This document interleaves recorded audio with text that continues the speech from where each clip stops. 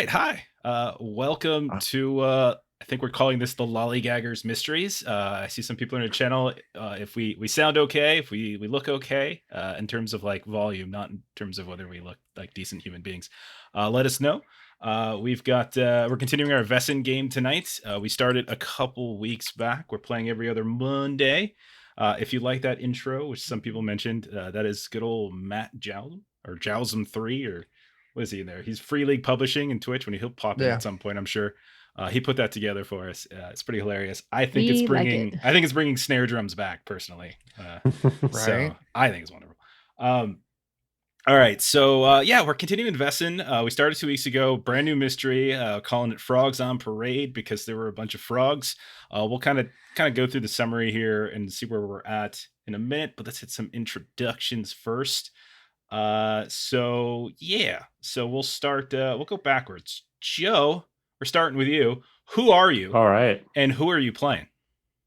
I'm Joe, and I'm playing Yürgan Leinbaldersön, the surgeon doctor who is a little bit carried away in his work sometimes.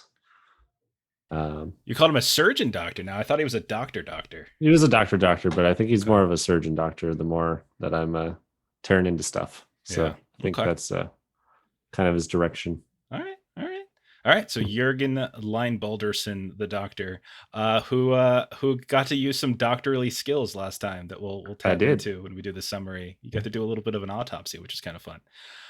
Your roommate at the Woodcutter's Rest is Caius. So Jeremy, tell us about yourself. Plug whatever you got to plug, and tell us about Caius. Hi, I'm Jeremy. I play lots of fun games with all these great people. If you enjoy listening to comic book nonsense, check out the Plewdcast, Plewd, Plewdcast. I'll be playing Caius Roding. He is a filthy rich novelist who is, not exactly the bravest man in the world, but he means well, and he's currently terrified of everything that the doctor is doing and what happened afterwards. Okay. And one of the interesting talents you have is like the academic writer talent thing, or not the what's it called? Automatic writing. Automatic it's writing. Almost like he can kind of like channel spirits through him and just kind of unconsciously write stuff and then look at it for vague clues. And you tapped into that, I think, last session, did you not? Mm-hmm. Do you remember what you learned? Yes, it was. I asked because it's possible I might have forgotten. No, I kind of remember. Yeah, no, I know. Remember Chuck wrote it down as well. But basically, there was like the rhyme that the kids would do with, but it was talking about goblins, but we knew it wasn't really about goblins. Okay. There's some weird people with shrubs, something. There's some weird plant worshiping people around here. Apples and pears. Okay. Yeah. Okay. All right. Wrote that down. You're dancing around enough of it. I think that's good.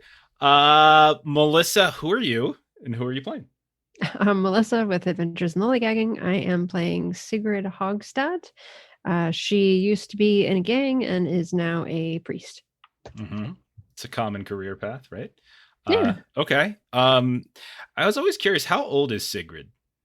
Sigrid is 49. Okay, 49. So she's like middle age. Okay, got it. All right. Right on. Chuck, who are you? Who are you playing? Plug what you got. Plug. Oh man, I'm Chuck. I am plugging Defenders of Cobalt because that's where I'm from. We play all sorts of stuff. And then also we've got shows here on Free League Publishing, and we've got shows on Zweihander and Goodman Games. And you can buy our zine, Dan Dies in the End. I can hold it up. I go, chow, right there. And our proof was just approved and I've ordered it. So here in the next 3 to 4 weeks, we'll actually have print on demand. So awesome. Do we know Dies in the End? Do we know the price? Do we know what the price is going to be for POD? POD is going to be $9.99. Okay, right on. And that will include the PDF. That is the best $9.99 people will spend, just as the PDF is the best 50 cents you'll ever spend as well. Yeah. So, all right. I think we're going to skip over and go to Dan. We'll come back to Bert at the end. Dan, who are you? Yep. Who are you? Dan with the Defenders. Yeah. I'm playing Dogmore, the old man of 89 years who keeps trying to die all the time, and these nice people keep saving his life. Yeah. Yep. Yeah. I've been told many times by multiple people that we are being very fraudulent by not killing you, because it says Dan dies in the end and you're supposed to die. And so I think we're It's gonna. not the end yet. I think we're just gonna It's not- commit by the end of the mystery. Dan's gonna die. It's not for a lack of Not trying. the character. Yeah, just just Oh, no. keel over. It's gonna be like that Monty Python scene where the writer just goes like, "Ah!" and then All of a sudden, the ceiling fan just falls, and we don't see Dan anymore. Oh, that would be awful. That'd be absolutely awful. Hang on. I do want to point out that I did pull a friend in. Oh, you didn't? I was going to ask. Did you talk about your character? Yeah. I didn't talk about my character. I'm playing Anders, the professor, who may or may not have, accidentally killed some people at his college, and the police keep asking him about it. Mm-hmm. That's true. Yeah. Yeah, Detective Rune Magnuson specifically seems to have it out for you. he does. It's so unfair. Yeah. Yeah, I do find it interesting, old Jeff, that that Chuck is playing a scholar and a gentleman. Like Chuck is doing this. So anyway. Okay. Yeah. And then Yeah. Bert. I'm Bert. I am the host and primary GM for Of Steam, Steel, and Murder, a nice audio-only podcast, so you don't have to look at anything. 10 years worth of backlog on there, all kinds of fun games, and yes, I'm about 4 months behind on posting the last episode. But tonight, I am playing Gunnar Arrowwood, Detective Private Extreme. Very nice. Very nice. With a bit of a habit, a dark habit. He taps into the. Who told you that? Fake What? news. I don't. Fake news. Fair enough. Fair enough. News travels very slowly in 1840 something. Okay. And I have Jeff, GM, run Adventures of Lollygagging. We have our own Twitch channel, twitch.tv/Lollygaggers. You can catch us over there. We play on opposite Mondays. From this game, we play some Alien. So more free league stuff, and then often, at least once or twice a month, we play Mutant Year Zero on the weekends and a few other games as well. So you can catch out a lot of that content. Plus, I'm hanging out with the Defenders all the time as well. So, all right, let's dive in. So I'll get us started on the summary, and then you tell us. You tell me what you remember. So the basic mystery, the invitation that you all have was through Yürgan. Yürgan has an old college university friend by the name of Victor Martinson. And the two of you shared some kind of important experiment or experience. You had a college experience together, and good face. And you've lost touch, but recently, I guess he has returned to his ancestral home in Hokksund, Norway, and one of his servants, Asta, had sent you a letter, and that letter details some concerns that she has and how he's starting to she's concerned he's mentally breaking because he's talking to shadows. He's grabbing her and other people and saying, what do you see there, when they look at shadows or critters, and he's talking about things that aren't there. He's very reclusive. He doesn't really leave his house anymore, and she was hoping that maybe bringing an old friend to come visit him might help him out, and you being a doctor might help as well. He's got a dark family history that you're kind of starting to learn a little bit about. Like, his mother died tragically when he was young. You learned he spent some time in an asylum when he was a child. So there's these little bits and pieces that suggest there's some dark history to the family. Sounds like my character in 10 years. Pretty much, yeah. So you guys traveled across Sweden and into Norway, and you hitched a ride out to Hokksund, and we are here. And what are some of the things that you remember seeing in Hokksund, things that stood out to you or things you remembered from last time? You mean it's a disgusting hole of a place? Everybody Yes. had bad Chinese food. And I really want to apologize to anybody who's actually really from Hokksund. I have no idea what that place is not like. I was just using it because I like the name. Anyway, but yes, it's a very... It doesn't look great. There's lots of rats and such. There's lots of frogs out there. There's apparently foxes also. foxes as well. Ill folk. There's what? Sick people. Ill folk. There's sick ill, people. sick people. Yeah, there's definitely a lot of sick people. Go to the point where all of you were afraid to eat the food, Mhm. drink the food. What else do we recall? I think those are the big highlights for me. Is Yep. We separated the party. Yeah. Yeah. Good things always happen when we do that. Mhm. We always do. Sigrid and Caius went and spoke very dangerously but bravely to a priest, Yeah. while the rest of them fought a bunch of foxes. Yes, which I encouraged us all to go do. Did you learn anything that you want to share from the priest, Father? I think his name was Adrian? Father Adrian. Anything of note? Anything interesting? Asta goes to the church. He not so much. Victor, that being he. Yeah, Victor doesn't really go too much.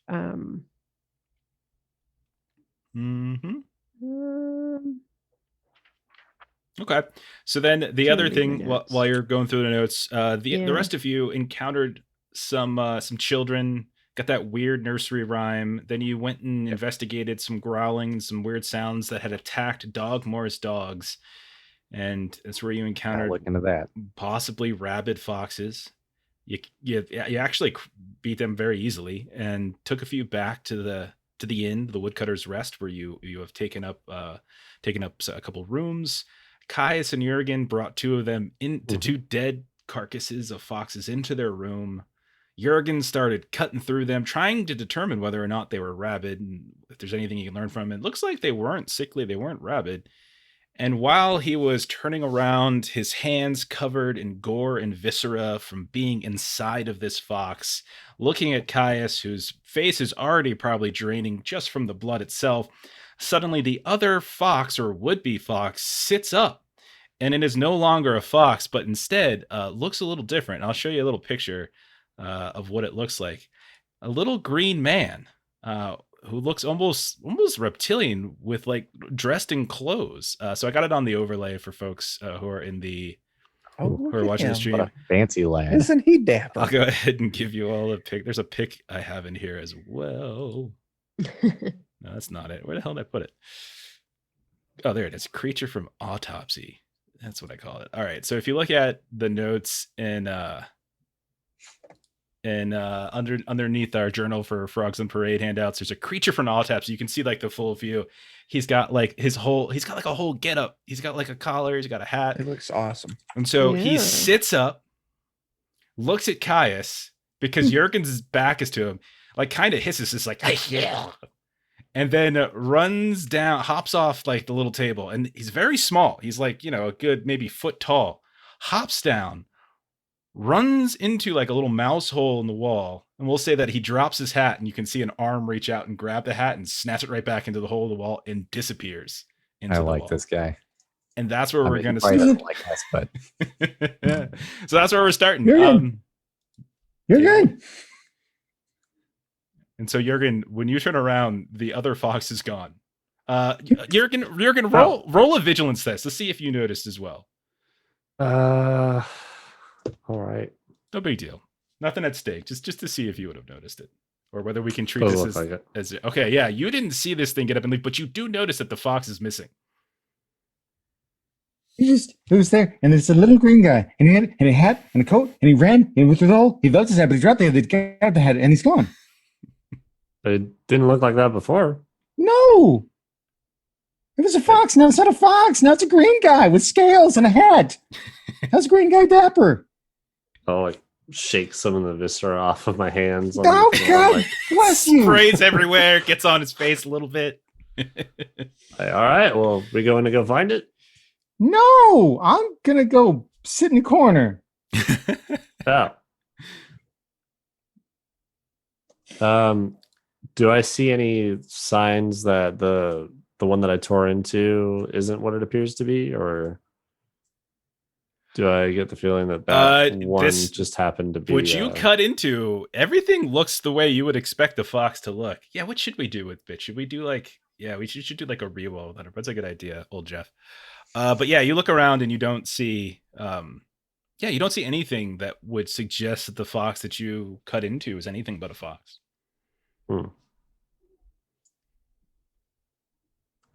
Interesting. And then, so is this like an exterior wall that it crawled through, or was Yes. So Okay. there's a hole, like there's a little hole in the wall, but when you look down into the hole, if you take a peek, it doesn't go outside. It just goes like into the, like into the studding of the wall itself. You can hear little like critters and such moving about if you stand and listen, but I'm gonna roll over your vigilance score. Can't quite pinpoint exactly where it might have scurried to, but you do hear little things moving around. I'll turn around and like grab on both sides of Caius's head and like, so you got a good look at it. We can't have you forget it. Right. This is our only lead so far. Is that a tooth? Like, or is it? No, that's No, it's part of its Not favorite. wash your hands That's not first. important. Don't worry about it. Oh goodness. Caius, did we roll a fear test for you last time? Yeah. I think got we some did. mental stress. Yeah. So yeah. That's why I'm playing it up. Okay. You have the option if you wanted to go ahead and well, you can roll a learning test now to see if either of you can identify it, or you can kind of wait and talk to the rest of the crew and maybe get like those extra bonus mods for people like talking and working together. Yeah. So that like they're right down the hall. It's not like they're that far away. It's nighttime. Sure. So it's Okay. I don't want to try that. You make a Just, point. Well, it's in my head. Maybe I should take a minute to just maybe do my best to try and like draw what I remember seeing while it's still fresh. would any of us have had an opportunity to hear him panic? No way. I'm I've got a very manly voice. You wouldn't hear shrieking by any means. Yeah. So like, if you want, you can roll a vigilance. But more than likely they're going to come get you in a moment anyway. So it's probably not worth the roll. Okay. All right. So we're not risking anything. Mm-hmm. Okay. So what are the two of you doing?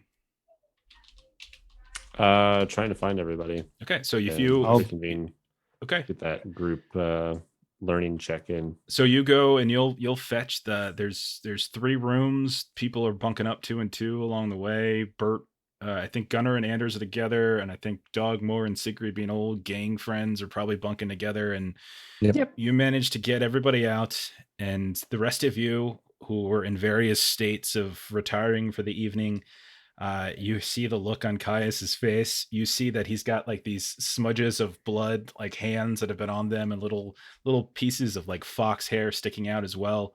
And they fill you in on what they saw. That's Might direct him to wash up a little bit here.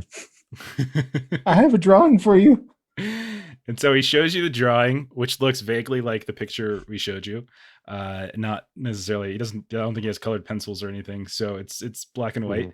little guy. Someone can roll a learning test, and if anybody else wants to pitch in on that, if they have a point in learning, can assist and take a +1 to that. So I'll assist as best I can. Yeah, I can make the core in learning. I've got a 9 on it. Okay. So I can help because I am trained in it. Well. Okay. So we got +3. So take a +3. Yeah. All of you are going to put your heads together, and you're going to see if you can figure out what this thing is.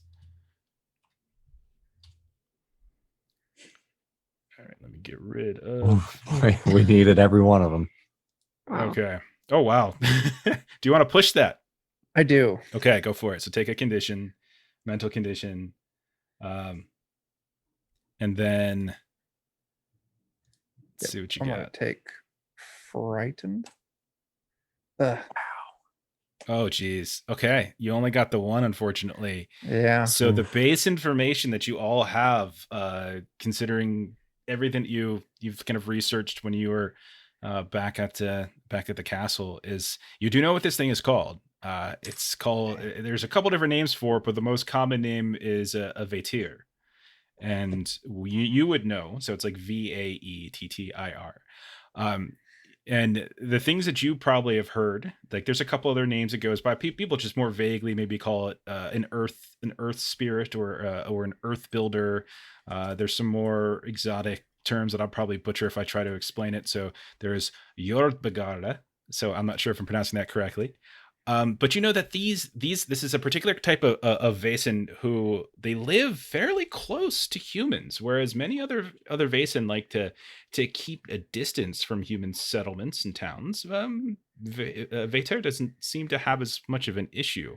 They're very small. as you've already witnessed, the size of rats or toads or like really small dogs or small foxes. And they tend to leave humans well enough alone. And you would know that they are kind of burrower types. They like to live below ground, sometimes below buildings. And they tend to be pretty patient and friendly with humans. And if there's ever any kind of grievance that might have arisen between the Vaetier and humans, likely they'll seek out conversation and they'll be like, hey, they'll try to find some way to air grievances. And yeah. And so like from all accounts, they are a very peaceful group of small folk.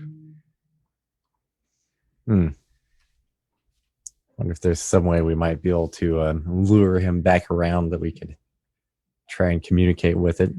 Well, you said this thing hissed at you? Yeah, I'm really sorry, Professor. I think your notes might be wrong because that thing was just like they were fangs. They were little, but they were fangs, and it was like, Well, and I'm then pretty sure also, he'll bite your throat out while you're sleeping. and you said this came out of or was the fox? Yeah. Column A, column B. Yeah, you probably didn't watch like exactly what happened when it happened, but when you were looking, you just saw it sit up in the exact same spot where the other fox was, and there was no other fox. It was just this thing. I've confirmed it was not the other fox. So, but those foxes attacked us. So Right. something's not meshing here with what I'm familiar with this versus your observed behavior. Makes me think they're a symptom. Well, yeah, there was something about the grove or something nearby. Yeah. I would guess they probably have some sort of relationship to that, and something's happened there. Okay. Maybe that's the next place to go check out. I guess I could maybe go like lay next to the mouse hole and say, "Hey, little buddy, I'm sorry. Please don't kill us in our sleep." We could just see if there's something we could jam into the mouse hole to keep it from coming back into your room. Might not hurt. Okay. Block that up a Question. little bit. Yeah, We still have a fox corpse, right? you have one that has been autopsied. Yes. Did we find out if there was anything actually wrong with the fox? There was nothing Rabies? that Jürgen could tell, nothing that Nothing, okay. suggested any sort of ailment of any kind. It looked fine. Looked Nope. healthy organs. Looking I've at cut the into a few fox in my day, and this is a fox. looking at the non-fox, then, like, does it have guts and everything in it, or was the thing just wearing it like a suit? You don't. There's nothing else. Like there's literally no other second. There's Nothing no was second left. body. Yeah, nothing Okay. left at all. All right. Now you said that's an exterior wall that the hole went into. Yes, but when you go up to it, you can see that there's a little. It's not a hole directly to the outside. It's just the wall okay. itself. It's Hole in the it wall, went right? into the walls. Yeah. Does it look like it moves around on these walls often? Perhaps would it be possible to tell if it's like well traveled in there, or Okay. is it clean or dirty? You can go ahead and roll. If I poke my eye in, is there a little living room set up inside? Yeah. Why don't you go ahead if you would like, Dogmore, go ahead and do like a investigation test, maybe, and like look around a bit, see what you can find. Okay. Maybe between the three, the different rooms. Okay, 2 successes. You can, first of all, you notice that this is not the only hole. There are several holes. There are holes in the baseboards. There's holes in the like up in the ceiling underneath some molding. There's holes that are in the floors themselves. There's holes in the hallway. The building structure itself, like when you look at the different walls, both exterior and interior, Like Swiss cheese. are kind of rotting. And there's all sorts of stuff. And when you listen, you can hear all sorts of scurrying, like just immense amounts of scurrying. Your dogs are starting to get a little unsettled. And you can see that it's almost like this. It's almost like a network. Like you kind of maybe reach your hand in one, and you can kind of feel around. You can feel like the wall come one way, and then you can poke your fingers out another hole as you've got like your whole arm in there stretching down, and someone in the other room can see your fingers coming out the wall itself. Wow. All right then. So we've got some craziness going on here then. Okay. All right, just to play the other angle, just in case, since you said normally they're pretty well tempered, I'm just gonna, before we plug the hole, gonna write a little note on the drawing. Just gonna write down like, "What a fine and dapper hat. Please know that we mean well," and just kind of push that little drawing with the note on it into the hole in the wall. Okay. Because who knows? Okay. You never know. That's a good thought. You never know. Maybe just showing a little courtesy You might help. never know. There's nothing wrong with good manners ever. Okay. Get more Then I'm flies gonna with go wash my honey. face. Get more venture with nice notes. Go down the hall, find like the bathroom area, a couple smelly, gross toilets, and there's a basin of water. You're pretty sure it hasn't been refreshed since the morning. Great. I'll let you at it before I get to it. You splash your face with some water. You realize there's kind of a stench to the water itself. I don't know. You think it would be better just to douse myself in alcohol? Maybe. Oops, I spilled a beer. Are there any like rivers or anything running by this town? Yeah, did you not see what the people were doing at the river?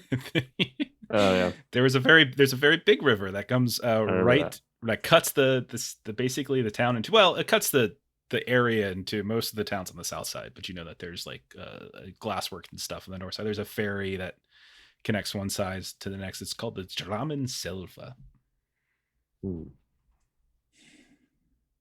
So it seems likely that if these creatures are around this establishment, that they may have had a conversation with whoever owns this establishment or works here often. If kind of Anders' research was accurate. You met the proprietor. He was the very desperate man who greeted you when there was like this old couple was the only other customers he had, and he was desperate for you to do anything. So I think his name was like Rolf or Ulf, something like that. And he didn't. I mean, I would say you didn't get the sense that he was a particularly intelligent man. He was just kind of a humble innkeeper. I mean, it's completely within the realm of possibility, but yeah, I haven't. We could go ask him, but I think he's going to kick us out for being nuts. Maybe. I might go. Or maybe he's just desperate enough for business. Who knows? Sigurd, you track him down.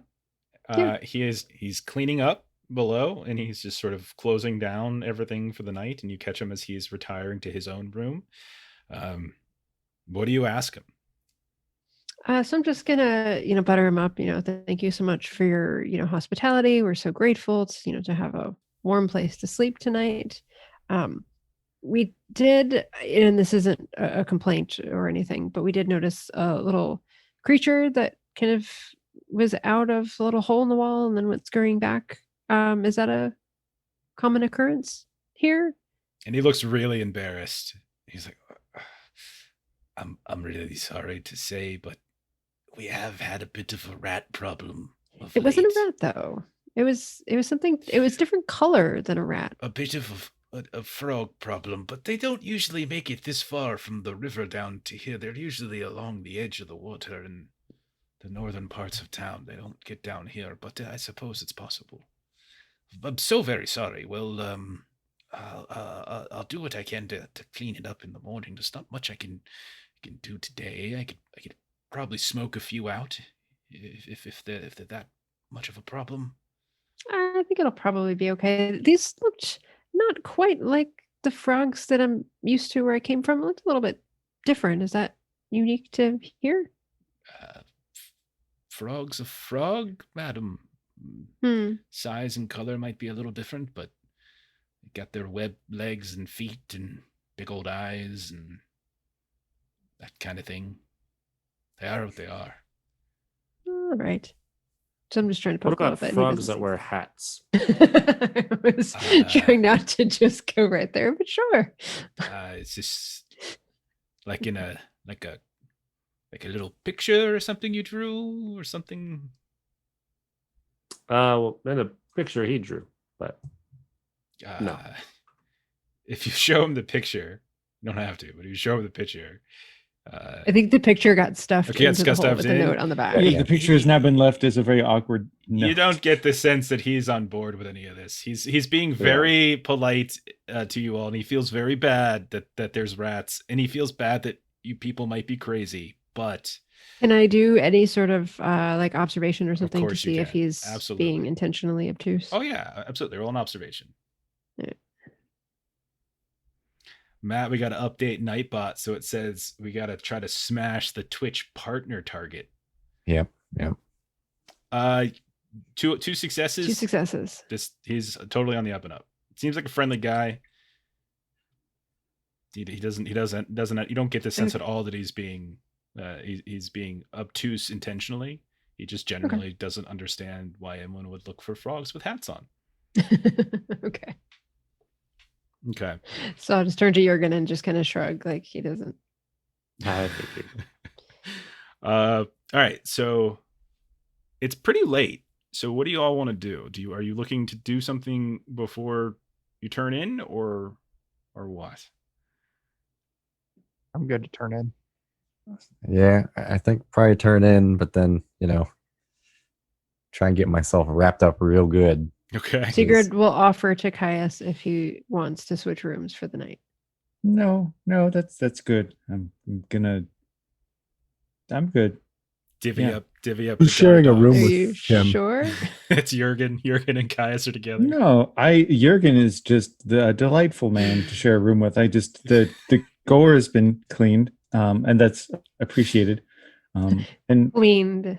I feel like it's Mhm. to some level. Meanwhile, you can This see like too shall a pass. little mat like in his hair, and just maybe don't say Yeah. anything. Let me get that from you. Like This is not in the Yep, days that of was blood. Clorox wipes. Hot split. Okay, so as you all turn in for the evening in your various rooms, you try to get some sleep. It's maybe an hour or so before, like one by one, all of you kind of start to notice a just cacophony of sounds. The skittering in the walls becomes loud and intense, but it's almost drowned out by the sounds of croaking frogs coming from outside somewhere, and it's just like Oh, echoing. jeez. And then there's these really high-pitched barks that sound very much like the foxes that you were fighting earlier in the evening, and it's incredibly loud and distracting when you're just sitting there. I want everyone to go ahead and just roll a force test to see if you can just push past and get a good night's sleep to this. As it's just like really loud. Nothing bothers Dogmore. Test, huh? Yeah. Okay. So Ooh, rest for the weird. Yeah, no for me. So Anders and Yürgan and Sigrid, and it looks like Caius, you can all go ahead and take a physical condition, or you can take the mental condition angry if you want as an alternative, and wake up in the morning having not really gotten a good night of sleep. And so, but take a condition, as you do not sleep very much at all. Like every time you doze off, you're immediately woken up. Those of you who have roommates who are sleeping, maybe their snoring starts to get on your nerves as well, because they're just sleeping Dogmore just would never fine. snore. Maybe. But morning eventually comes. Some of you got good night's rests. Some of you did not. I'm cashing in my determined, so our room is Okay. doing all right. Okay, so morning comes. You are greeted with, by the innkeeper, who is refreshing the basin in the bathroom in the morning, and he says, "Can get a bit of breakfast for you. Just fine. Just give me one moment." And you see him go downstairs without like washing his hands, and he's about to make up some food. So, what's the plan for today? Boy, Check out that grove is my first thought. yeah, we could look at the grove. We could try and go to the guy's house and try and communicate with him. Victor, I believe. Okay. You would know, and you could probably get this either from the innkeeper, probably just from talking to a couple of other folks, that they are on the same grounds, essentially. Like the Martinson family, like I said, is very wealthy. They were formerly like a lumber family, and although Victor hasn't continued that company that his father built, he's he's still on the land and like the ancestral estate. It's a very big estate. There is a fairly large manor house, and then there's like a section of the manor house on the grounds that are the groves themselves that are kind of referred to. They're not public, but sometimes people go there anyway. And most of the time in the past, the Martinson family didn't really care as long as, nothing, no funny business happened. It was fine. But they're both in the same general direction then, which is like northwest. Okay. Well, perhaps we can do both. Yeah, check in with Victor. Okay. All right. So in the morning, as you're getting your breakfast, Anders, go ahead and roll a vigilance test. And I'll say Gunnar, you can do this too, actually. I think the two of you make the most sense. Okay, what kind of roll? Sorry. Vigilance. Vigilance. Not getting any sleep killed me because I already had frightened. And then I took angry. Oh, wow. Nothing. Oh, no. Okay. Flat lot of nothing. Okay. I'm just oblivious. Okay. Yeah. It's like All right. Just cranky. proper breakfast and coffee before the mind works. The gray cells are a little blue. It's perfectly fine. The breakfast is nothing special, but it's not terrible. Those of you who eat it, you can see him every now and then. He comes back, and he like puts his dirty hand on Caius's shoulder and is like, "Did you sleep well?" and such, and da da da da da. Like really kind of driving home how dirty he is. I might snap at him a little bit. Am I Yes, muted? thank you so much for your hospitality. As Caius initially just mumbles incoherently. Just pats you on the sleeve. Well, you just let me know if there's anything else I can do. It's just a pleasure to have people here, paying customers. If you want something else you can do, maybe cleaning your hands before preparing breakfast tomorrow. Oh, of course. And he kind of shrinks a little bit. And then, The coffee is excellent. Eggs, sausage. Do you have any cocaine by any chance?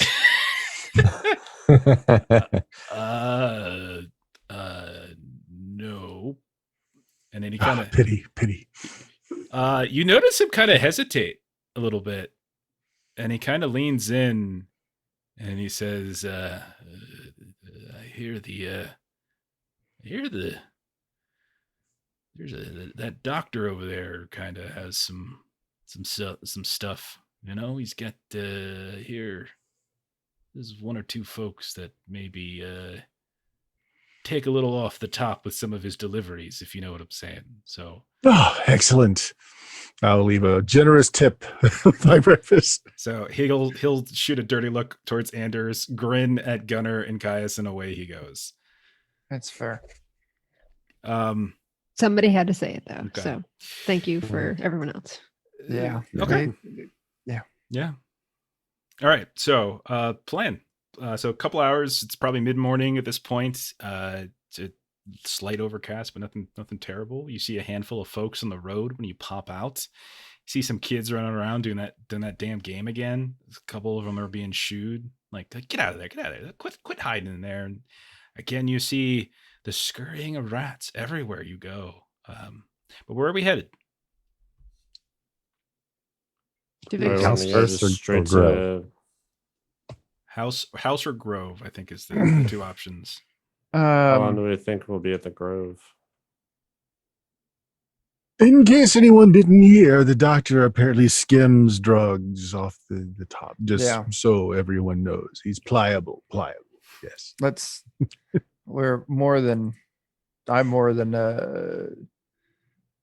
okay making a quick side trip. I can't be on my A game this morning. No need for you to not be on your A game. Okay. Well, the coffee is sufficient for now, but never pass up a good source. Is the doctor on the way to Victor's? The doctor was Victor. So basically the idea was that the idea was that Victor gets shipments, but people are kind of like skimming off of those shipments. So there's something he's getting. I think you might have heard about this yesterday as well. Like he gets deliveries from somewhere, and there's like somebody is sort of skimming off the top and sort of reselling, that kind of thing. You also know there's an apothecary too. So if there's, I'm not sure if you'll be able to find like cocaine or whatever there, but there's an apothecary. So Yeah. Okay, so Grove Mansion. My vote's I don't- mansion. Yeah. Okay. I'm good with mansion I first. think I would I don't have any strong feelings for it. Okay. So you make for the mansion, and it's a little bit of a walk, but not too far. But eventually you show up. It's you go past the Haug Church again, that Sigrid and Caius. You go past the kind of the high grasses. You notice that the town itself is mostly like cobblestone and like patted down dirt, and then you can tell where the town, like there's no one building because it's just really high grasses here and there, and like in the daytime you can start noticing even more. There's scattered copses and small groupings of trees here and there around the outskirts, but in the interior of the village itself, there's really no trees. There's bushes and things like that, but a lot of them seem a bit on the dry or kind of dying side. But you go I past just want to go ahead. pop my head in the church and make sure that Asta isn't in the church, because sometimes she goes there. Yeah, you pop your head in and you see Father Adrian again. He waves. There's like one or two people that looks to be in there as well, but when you ask for Asta, they kind of shake their head and no, it doesn't seem to be. Okay, just want to make sure. Okay. So you head over towards the grounds. You can see in the distance, like this, it's a fairly big house. It's not as big as the castle back in Uppsala, but it's very large. 2 stories. There is a gate that is off of a cobblestone road that's kind of covers most of the area around where the actual manor itself sits. And then you can see that for miles in western and southwesternly directions, you can see that probably you would imagine most of that is their land, but within their own little interior place, they have their house. There's a couple other buildings that you can see, like a stables probably it looks like, and then there's a couple other buildings off in the distance that you can here and there might be like workshops. You can't tell exactly from this distance. At the gate itself, when you get there, you notice that the door is the gate itself is kind of swinging a little bit off its hinges. It's just kind of flapping, clink, clink, in the sort of the slight wind that comes by. There's just like your own castle, there's like a little ring bell outside of the gate before you like take the walkway up to the house. But the gate is open, so you can choose to either ring the bell or just go through the gate. It is rude to approach unannounced like this, but Yeah, I think I'd ring the bell. Okay. Probably couldn't hurt to try. So Although it sounds like he's not much for coming out. you ring the bell, and it's a moment or two later where you see the front 2 doors. One of them opens up, and you can see this somewhat portly, stocky-looking woman come hurrying out, like she looks a little sheepish. She's got an apron on, and she was wiping her hands off, and her hair is kind of fraying out underneath a bun. And she kind of walks, but also quickly giddies up and almost looks like she's running towards you. And she gets over to the gate. She says, Dr. Leinbaldersön. Yeah, anybody? And she's like looking to see who responds. And I'd quickly make myself known. Oh, thank goodness. You're so good for coming. You can tell she seems a little nervous, and you hear a gunshot go off, and in some of the high grass Inside the house? it's off to the southwest a bit, and you can see a whole flock of birds just fly into the sky. And standing up, you can see this man, a fairly tall man. This is maybe a quarter mile off. He's got like a rifle in his hand, and he looks around like he was trying to shoot one of them, misses, kind of scans, notices there's people, and begins to move in your direction. She says, don't mind him. Come inside. Come quick. All right. And so she quickly ushers all of you inside. And when you get inside the manor itself, you are greeted by what likely was once a fairly ornate foyer. Like you can see this beautiful ornate staircase that opens up on either side. It's like flayed on both sides and kind of comes up to a balcony on the second floor. You can see that there's all sorts of these old statues and such. Like these are like someone was a collector. Off to the right and the left, you can see rooms and such. It's very dark in here. There's not a whole lot of light. It doesn't look like lanterns are being kept. You notice that all the windows are shuttered pretty clearly. The whole way up the path and into the house, Asta is just like sort of talking your ear off. Yürgan, he's a good boy. I just want to stress that he's a good boy. He's had a very hard time. It's gonna be wonderful for you to see him if you could just get him to maybe go outside, maybe fresh air, maybe go to the city, anything at all. I can tell him your name. He'll come out and see you. Yes. Sure. And so she'll skirt and go up the stairs and across the back, which is wait here. And she'll disappear from you. It's at that point the door behind you opens up and you see that tall man with the rifle kind of nested in the crook of his arm. You probably peg him maybe in his 50s. He's got like a dirty graying beard. He's got his sleeves rolled up, and he kind of takes a look at all of you, like really squinting. And he's like, "What's your business here?" This must be Sten, perhaps. Probably don't hear this a lot, but I'm a friend of Victor's. Oh yeah, I've known Victor for 10 years. I've never seen you. Yeah, we go pretty far back. That's about it. Guess you're not very close. Haven't seen him for a while, have you? As close as any of his friends are. You seem to know my name. What's yours? I'm Yürgan Leinbaldersön, and these are my acquaintances. And you notice that hanging from his, you see hanging from his belt, he's got like these, it just looks like dead quail, like hanging from his belt, like these little hooks, and he's just flapping against his legs here and there. He's carrying a cage, and you can see that inside the cage there is like some sort of large rabbit that's sort of flurrying about, and he's like trying to shut up, will you? And he looks at all and he's like, well, don't go making a habit of just showing up unannounced here. He's a good man. He's an important man, and got my eye on you. You just remember that. I wouldn't still have the invitation, but we were definitely summoned here. Well, oh, you were, sure, were you? Who summoned you? It was that damn Asta, wasn't it? God damn it! I told her.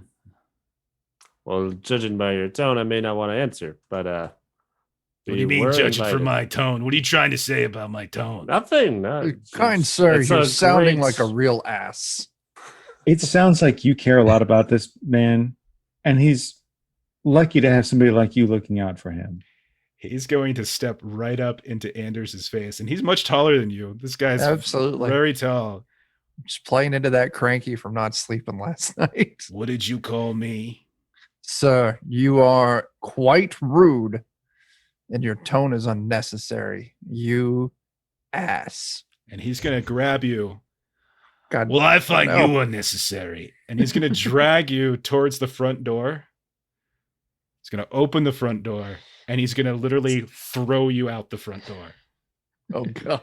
Anybody else think I'm unnecessary? Anybody else want to criticize my attitude? Sir, I think you just care about somebody who is troubled, and I respect that. And I imagine that's stressful. And we had a rough night, too. So Sigurd is he's a add good on to man. that. We didn't get sleep last night. We We're didn't all sleep. Grumpy. Caius, roll a manipulation test. You can get +1 because Sigurd's saying something too. Nice. See if you can talk him down a little bit. He looks mad right now. Fortunately, I have an ability to use my inspiration in place of manipulation. Okay, So go for it. that'd be nice. Go for it. So thanks to her help, that puts me even. Okay. Ooh, look Nice. at that. Okay. And he settles down a bit and he's like, all right. I get you. But tell you what, you all, you get the morning. That's it. Lunchtime, I want you gone. But that son of a bitch that's out on that front stoop, he doesn't come inside. You got me? I like it better that way. That's great. So he and he's like, all right, wait, I'm sure if Victor wants to see you, then fine, I won't stand in the way. And you see him begin to kind of move inwards. He's like, actually, yeah, you just stay. And he looks around and he leads you. He's like, never mind. He comes over and he's like, follow me. And he opens a door off to the left and he leads you into like a little study area. There's a fireplace, small little crackling fire. It's pretty much died out. It's not particularly cold. And a couple chairs, and there's like a piano and such that's covered, and everything's draped with the exception of like two of the chairs. You can wait in here. And then he leaves, closes the door behind him, and that's the last you see of him. Is there like a window in here that we could put? There is, but everything in here is boarded up. Like there's there's light coming from the fire, so you can see, but like there's two windows, one on the south side and one on the west, but both of them are boarded up. Dang, I was gonna try and open the window. So you should. You still can. Still here. You still can. Just roll. You can roll a force test. Try to open one up. That way, it would be the southern one probably, because the southern, like you came in from the southern side of the house. We'll see about this. Look at that. Yeah, and we'll say with the man. extra success, you can do so in such a way that it doesn't like break anything. Maybe you slide a hand, you just kind of pry a little bar. You can tell that it's not just shuttered, but there are boards that have been hammered in to cover everything up. Jeez. A couple moments pass. I'll try and lead out and gesture to Anders to come wait under the window. Anders, you're out, and you see him. You see like a little random hand like sticking out the window. I'll go investigate and see it's him. Like, that man was unnecessarily rude. I just need a damn nap. Okay. So you're true. It's an unfair truth that people with guns are allowed to be a little bit more rude. This checks out. Okay. Yeah. Okay. Yeah. Are you doing anything? You have a couple moments. Probably you can hear some footsteps above on the second floor. Maybe we can look around and see if there's anything interesting in here while we're at it. Okay. I know he was mentioning that he saw stuff in the house or in the shadows too. So I'd be looking for like unusual signs of just things that seem. Yeah.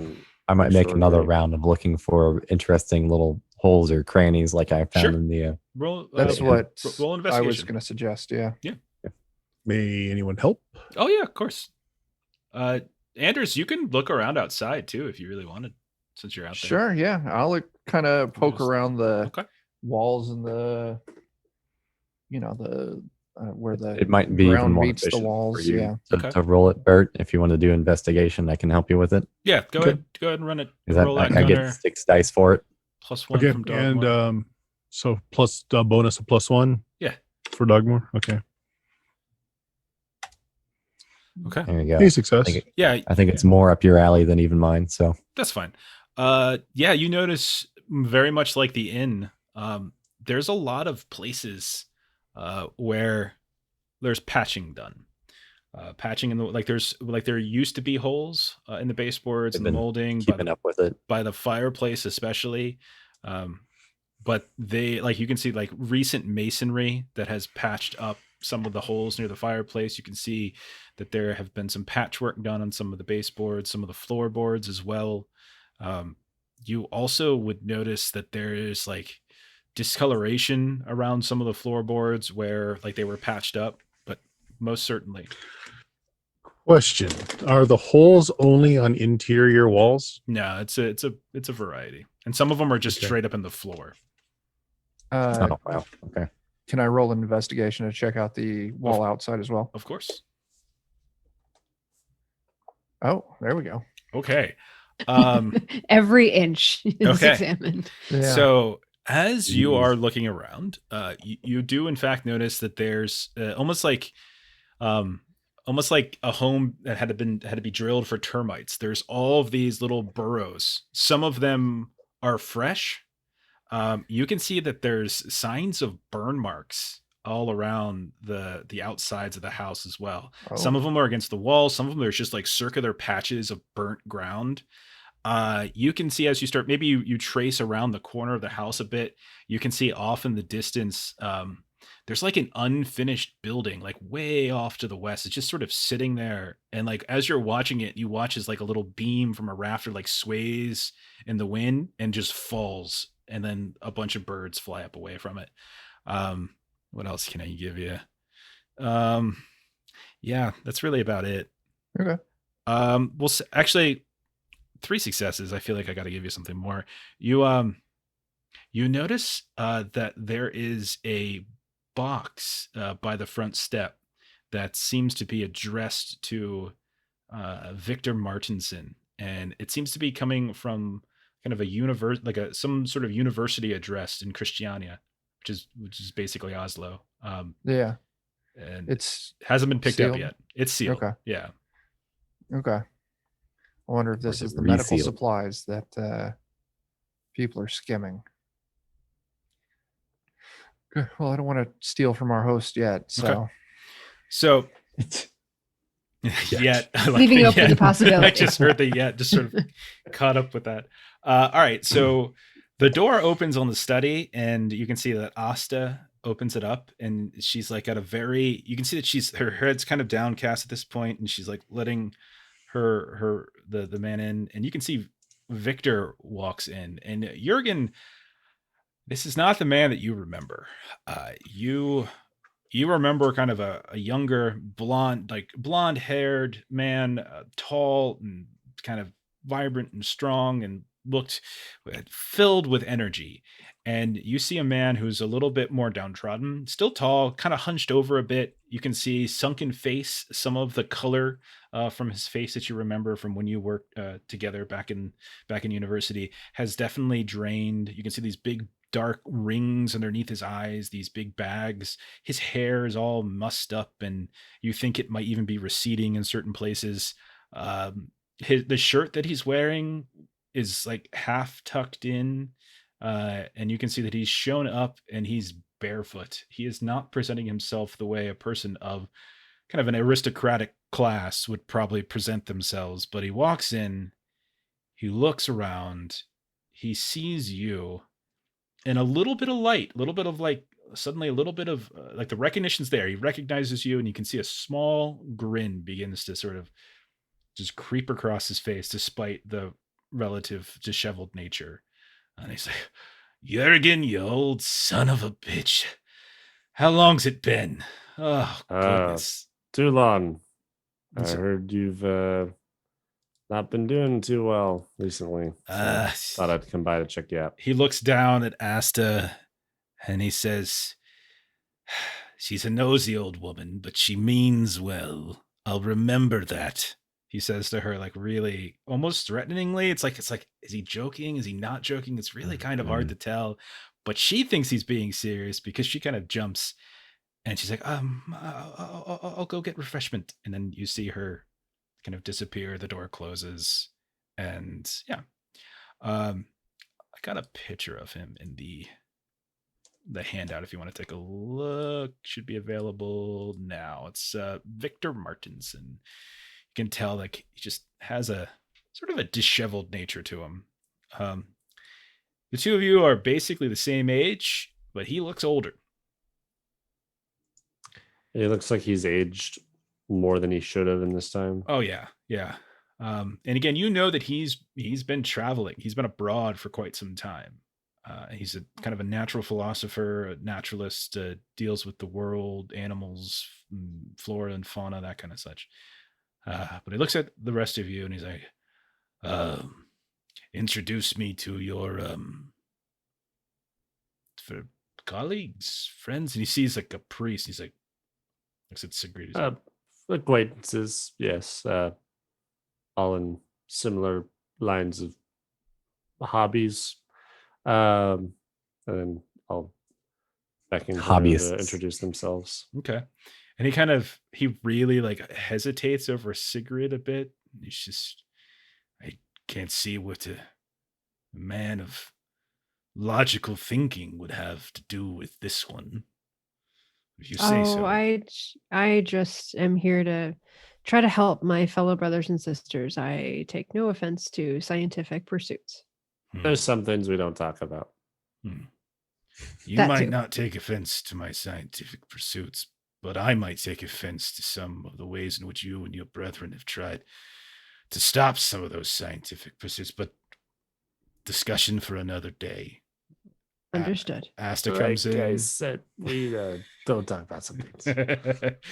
Asta comes in, starts handing out like little goblets of some kind of cider. You kind of take a little, it's like a pear cider. It's not quite apple. She kind of passes it out. Some basic refreshment, some like little finger foods and such. And he's like, "All right, what did she tell you, and why are you here?" I'm fine. You can see I'm fine. Everything's grand. Clearly, I might yes. honestly laugh a little bit. Kind of looks over This at tea is Dogmore. delightful. This real food. Mm-hmm. I don't know how old those cookies are. I think they've been sitting in the pantry for a couple months at least. I don't care. They're not covered in grime. Yeah.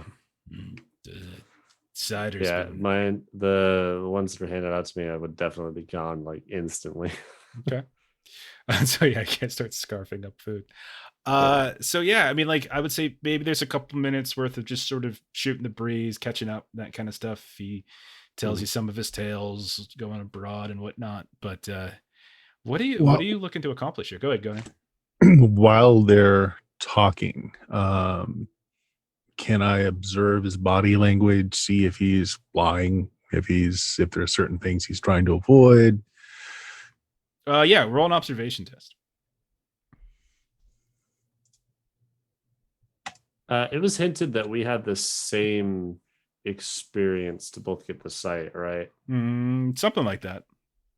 I remember there being something where like we both had a similar, right? Actual same event, right? So like you both have the site, but you're not sure necessarily. You both participated in those little experiments that you did in college, but that doesn't necessarily. You recall those nights kind of messing around with some things, and this is how it sort of triggered your vision and how you can see the world now. But he didn't have the same kind of immediate reaction that you did. It seemed like he was more calm, like he had been used to, like he wasn't as surprised as you were. So it probably leads you to believe that maybe there was something else. He had already had it. Yeah, but no, you would know that he shares the site. Whether or not he's really pursued it and become as knowledgeable as the rest of you have, that's up for discussion. But yeah, he definitely has the ability to see some things. I would definitely try and play around that and just say something about the letter that we were given to come out here reminded me of our days of college and the stuff we got into. And jogged my memory for some reason. I'd be trying to hint at that. And he'll grin at the mention of college and like, oh, we were just so damn naive back then, we just didn't know what the world had to offer. But I'll tell you, still don't. I've seen some things, Jürgan. I've seen things others wouldn't believe. And he kind of tells you some tales, but you would know. Gunnar wouldn't notice this, but you would, Jürgan, being his friend, that he is trying to carefully move. Like you can tell that he's implying engagement with certain creatures without kind of outright saying it. Like he's dancing around it. Like he's not certain if this is safe company. He has an excellent doctor's face. It just gives nothing away. He's just yeah. Unless if you knew him, you could probably tell. But if you don't know him, yeah, it's hard to read. After he's gone through like the first or second thing, I would hint that that's kind of why my colleagues may not all look similar in background or occupation, but we do share certain qualities amongst each other, and one of them being the sight, just or that world. Yeah, I don't, and he probably wouldn't know like that's the terminology for it, but like, he's like, oh, okay.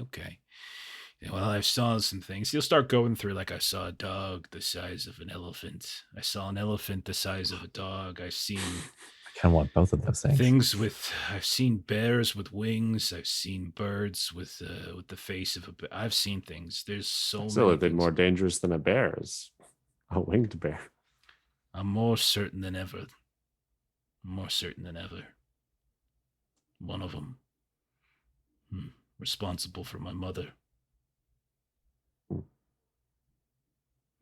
But listen, don't let this old woman, and she's still in the room, kind of sitting in the corner, like just like waiting. Don't let this old woman's fancy. She's not my mother. And he kind of looks over at her. You're not my mother. My mother's dead. And I'm fine. I appreciate your concern. I'd be a terrible host if I didn't. At least you can stay here for the night if you like. I can show you. Sten can show you around a bit if you want, but I have work to do. I have very important work to do. I'm writing a book. I've got some interested parties in Christiania that are very interested in time to name drop a famous author here. That's wonderful. I'm actually a novelist myself. If I'd love to see what you're working on, or it's academic. That's delightful. I love seeing writing of all different styles. Anders, he's talking more up your field now. I don't know. I don't listen. You can, I don't know you that well. I understand. We mean well. We deal with interesting problems. And if there's any way that we could be of assistance with any issue you might have, please let us know. I'm not looking for co-authors on this paper, okay? I've had problems in the past with academics taking my work, taking my research. I prefer to work alone. No offense, even you, Yürgan. I'd rather I just, I think you can just, I'll send you an advanced copy. How about that? I appreciate that. But type in that we're talking about more interesting problems, and maybe I believe he wasn't some boards that are been clearly replaced, or knock on a couple spots in the wall. Different problems. You see him start to clam up a little bit at that point. We're going to say frogs with hats. We're going to say hunters. We'll come back to the frogs with hats in a second. Listening in from the window, I'll pop my head in. Okay, what do you say? Listen, I do not have the patience for all of this tiptoeing today. We're talking about the little green men with wear hats. Who the hell's this guy over here looking in my ancestral home? Your other friend in the house kicked me out and said I can't come in. So here I am. God, he's got a bit of a strong arm. You probably said something to piss him off. I won't deny that. Yeah. All right. He did. I did. I'll comment on that. Go ahead. You can climb on in. Come on. Can I am far too out of shape for that. Can I come through the front door? No, I don't think that's a good idea. You might be out there. No, it's okay. And so you go through the front door right as you see Sten walking. Like there's a balcony in front of you, but underneath it you can see there's a hallway and it goes deeper into the house. You can see him walking past, and he sees you walk in, and he gives you the dirtiest of looks. And you can see he's still got his gun, and he starts to just load it, like as he watches you walk by. I'm in danger. Go into the study. That's great. Okay, so two people have mentioned little green men, and he's like, Well, the kids call them goblins, I guess, but that's as good a name as any, I suppose. Yeah. Yeah, you saw one. They're around here. They're like rabbits. They just spawn left and right. Yeah, the Vader, they're usually, from my research, non-aggressive and actually Fairly can be amicable. reasoned with. Yeah. Yeah. They seem to be quite not that. Yeah, they are definitely not. I don't know. You must not be very intelligent if you think that. I mean, they burned shit down in my front yard. They've broken into my house. They've done some things, man. And I think I'll go ahead and take my personal observations over your research. Are they the same ones responsible for what you mentioned earlier? What did I mention earlier? What are you talking about? My mother? Listen. Or is there another around here? Another what? There's hundreds of them. They're like ants. But I mean, another interesting being. Perhaps one that is influencing them. Yes, I believe their behavior is a symptom and not their natural behavior on its own. Hey, I don't know anything about that. I know they're easy enough to kill, and any more of them that tries coming in my house that's exactly what I'm going to do, and I've already done. And I encourage you all, and I advise you all to do the same if you come across them. They're just little shits, is what they are. They just get into everything, and I don't trust them one damn bit. Not one damn bit. Listen, do you know? Have they just shown up recently? Is this a new? So what's with all these questions, man? What's this? You know, what are you? Some sort of ghost busting squad here? Like you just show up? I thought this was just like, you know, saying, hey, how you doing? How's it going? No, that's not his name. How's it going, Martin? You know, just how you been? Now we do what we can to help out. And we see there's a bit of a predicament, and you know, I'm sure a man of science is aware of, you know, the more questioning types. Listen, you know, I've told you about my mother. I was 10, 9, something like that. I was young. She fell down a stair. Who the hell falls down a stair? She was like 30. What kind of 30-year-old falls down a stair? She didn't have anything wrong with her. She was healthy. And she fell. You kidding me? No. There's something more, you know. There's something more to it. And they've been around. I remember when I was a kid, all sorts of things. My father was, I don't know. You tell me. He didn't have any damn people working, you know, the land, working the groves, and suddenly everything's nice and prim and proper. You know, they've been here a while, and hey, you might think they're nice. He might have thought they're nice. Well, all I know is they're trying to break down my doors. They're trying to get through the walls. They're trying to burn down the damn house. And, yeah, I'm not having it. Okay. You mentioned this grove. Yeah. See if any strange going-ons in there? I don't know. I haven't been in a while, to be honest. I think, I don't know, I asked her, you been out there? And she's like, yeah, I collect some pears and apples sometimes. It's a bit overgrown, but it seems fine.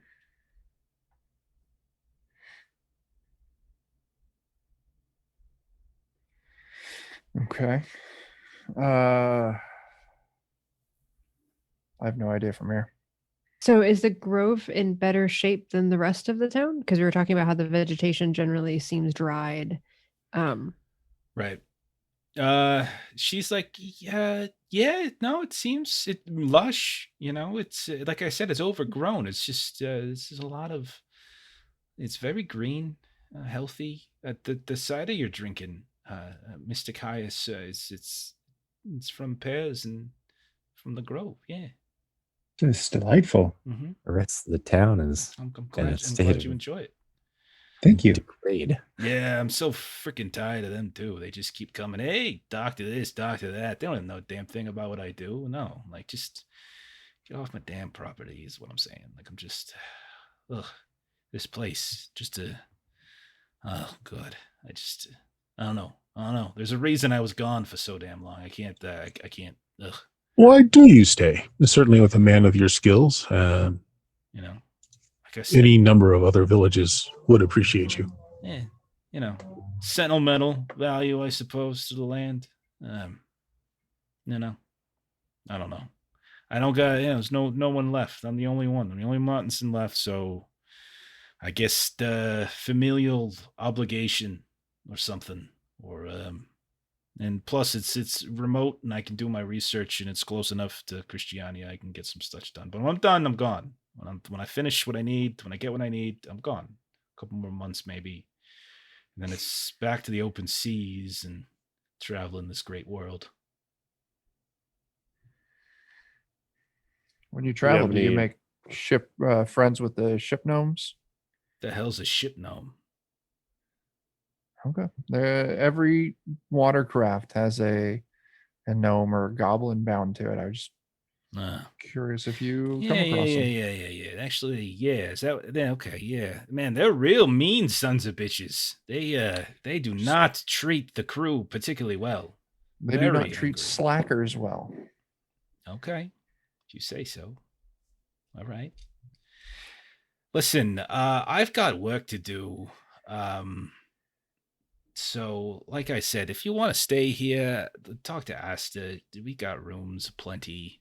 But I just, it's good to see you, Yürgan. It's great. Nice to meet most of you.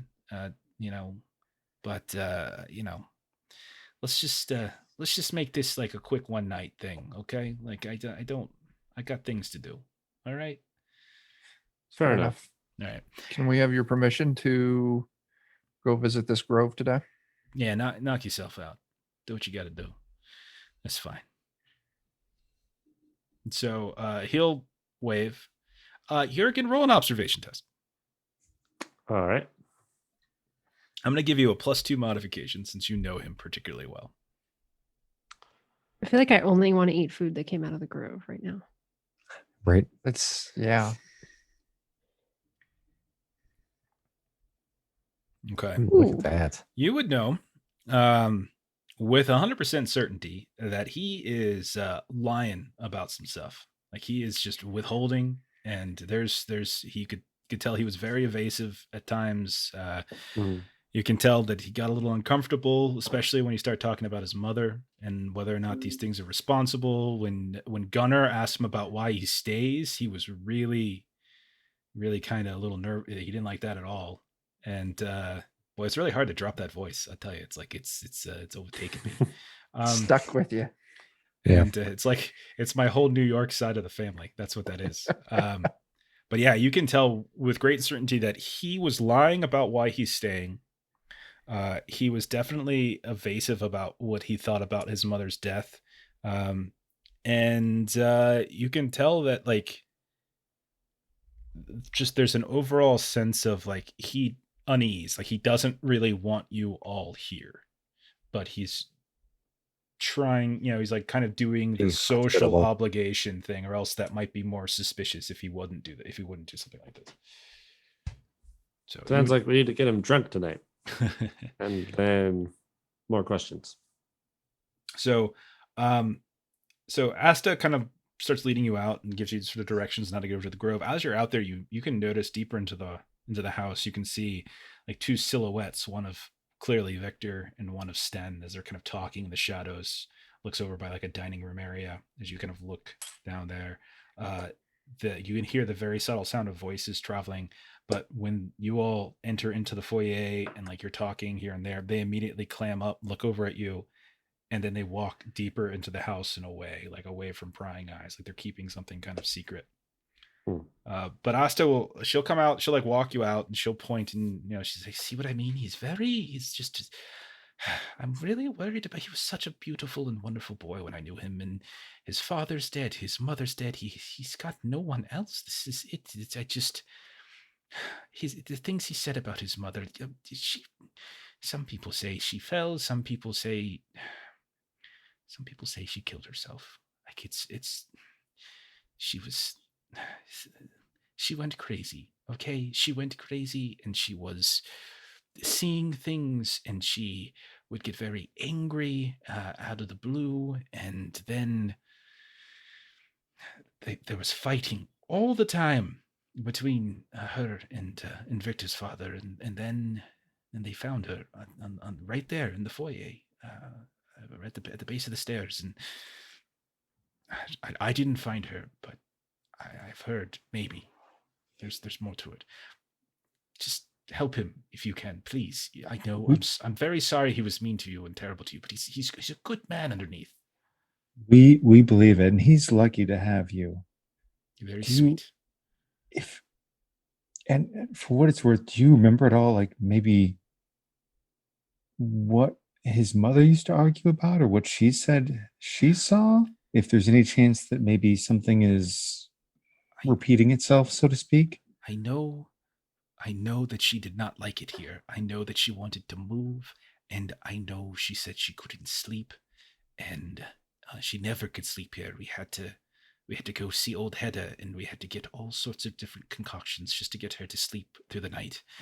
And she said she felt like someone was always watching her, is what she said. And that's in terms of I don't really remember anything beyond that. I was much younger then, and there was only so many things. There were more servants back then, and I didn't have as many responsibilities. Do you know anything of his research? He's a brilliant, I think, what do they call it, naturalist. He writes about animals in things. He's writing, I think he says he's writing a book that's some sort of encyclopedic of the world, something or other. It's from all of his travels, and he says everything's leading up to this. He said this is going to put him on the map. This is going to give him any doctoralship that he wants, and it's going to change things. He says this all the time. He's boasting, but I believe him. He's so smart. He was as a little boy, he was so very smart. You know, Jürgen, he was very smart. She seems getting very upset at this point. Like she's genuinely concerned about him. Would you know how long the other Sven, whatever his name was? Sten? How long he's been? Sten? How long he's been in the picture? You see, she, like, when you mention his name, she gets visibly scared. Like she's afraid of him. And she will outright confirm that. But he's been with Victor ever since Victor returned. Remember that Victor's father died a little over a year ago or so, and shortly, a couple months later, Victor returned. So he's been here for not quite a year, and he's sort of been living, at least for about, let's call it like 9 months or so. And the whole time Sten's been here, and from what she's learned, apparently he's some kind of hunter that they met when on their travels, and that he is some kind of like world-class hunter, and he tells her stories sometimes at night about all the kills that he's had of like the biggest bears, something he calls tigers, and things like that. Are we outside or inside still? At this point, you're outside, and she's sort of walking you a little bit of away from the house, and she'll point off to the west, and you can see it's a relatively flat ground, lots of high grass, lots of these like ramshackle buildings that don't seem to be in good repair, including the one that you saw the thing fall from. So you can see some of that, and you can see that off in the distance there's a very heavy, thick grouping of trees, whereas every other grouping of trees is very thin. But this is a couple miles off. Probably wouldn't take you maybe 20-30 minutes, maybe 20 minutes to walk there. I did want to ask her, she mentioned that there were other folks that worked there around the time of the mother's passing. Are any of those folks still around town? I think, let's see. Well, the innkeeper, I think he was a cook here for a while, but that was a long time ago when they used to host, back when he was a boy, when Victor was a boy, and when Mrs. Martinson was still alive. Most of the others, I think, have moved on, retired. Some have passed. There was never a very large crew. Sadly, there was only the one child, so they never needed a fairly large staff. Thank you. I'm kind of curious if she can tell us when about, the frogs and some of these other things started being so prevalent, just kind of in the time frame of things. Is that recent, or is that years ago? Or they're just irritating. Oh no, not at all. Maybe a month and a half or so, give or take. Several weeks at least. I can't pinpoint it, but it's been getting worse. It's for a while it was just odd, and it was kind of nice knowing that, oh, look at all these frogs here, and then look at all these. The foxes were a little scary because they're very aggressive, and we do have some chicken coops and such, and they were not very friendly with them, and the rabbits have been acting very peculiarly, but I'm sure it's just because the foxes are probably chasing them out of where they normally live. But it's most certainly a little upsetting. Speaking of which, I think I left something of my dog's back in the house. Is it all right if I go grab that real quick? I'll come right back. Be careful. Sure. Okay. So she lets you go, but she's like watching him as he's go back. Like, she's standing next to the rest of you, but she's like very scared. But yeah, dog, where you go back to the house. Good. Okay. Kind of like as she starts to look at him, I'll kind of sorry, I didn't mean to interrupt, Dan. Oh no, I kind of wanted to see if I can maybe relocate that package. Okay. Okay. You're looking to take it. I don't necessarily want to take. I don't know how big it is, how easily I can take it on my person or not. Versus maybe just hide it somewhere. I think it's reasonable to assume that people have small backpacks of some kind. Like, you guys carry crowbars and things around, so it's not like you're carrying that on your person. So I think it's reasonable to assume that, like, it's like the size of a shoebox. Okay. So what do you want to do? Just want to relocate it, or do you want to try to snatch it? Let's see about picking it up. Okay. I want to make sure I'm, Sten and him walked off, right? They're inside the house last you saw. Okay. As long as I'm out of sight of her. Yeah. And she's kind of being distracted. Go ahead and roll a stealth test. Oh boy. Let's see if I have anything that can help me with that.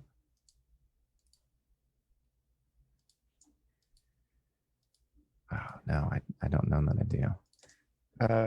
I would. I mean, I would say you could take a +3 because they're all distracting her at this point. So you're gonna +3. Go ahead. We were gonna say, Chuck.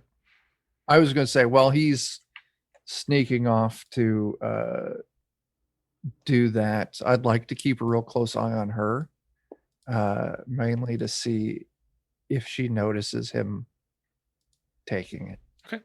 I'm just gonna roll right now. Hidden. I may push it just because I have one success. Okay, go ahead and push. Go ahead and take stealth is a precision, so you gotta take a physical. Yep. And you do get 2, and it's a good thing that you did. But you do manage to snatch it. And at some point, maybe Caius or Anders said something, and she kind of, I'm sorry, what was that? And doesn't see Dogmore when he snatches it. Go ahead, Caius. It's just that you sincerely seem like such a good-hearted woman, and I really like your personal opinion. Is this old Hedda woman, does she seem trustworthy? Oh, she's just eccentric, and I mean, she's certainly going to hell, but I mean, she made her choice years ago. She's I'll tell you, she's barely older than me, but she certainly looks better than I do. And you can see it because she's got wrinkles and creases and such. She's so whatever she's Nonsense. whatever. Oh, you're a flatterer. Whatever she's putting in her teas and such, she knows the way of herbs and things is definitely helping her.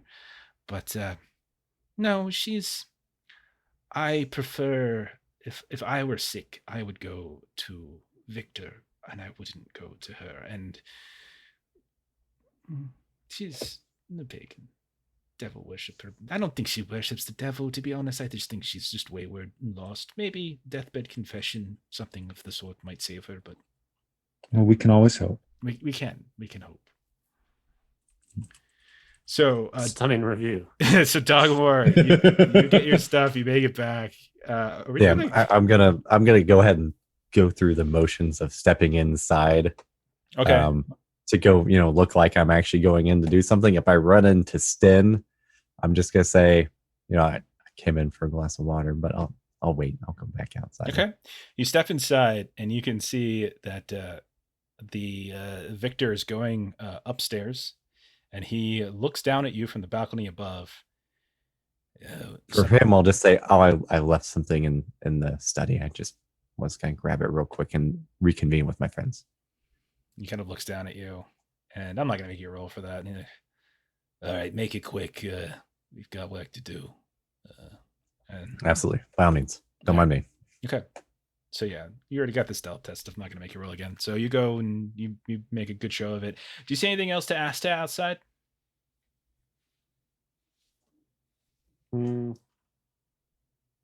I don't think so. No. At least Okay. I not don't have from any my other side. questions. Okay. Then at this They point, clearly don't seem to have the sight, right? It's just Victor here. she very much doesn't. You can tell by the way she talks.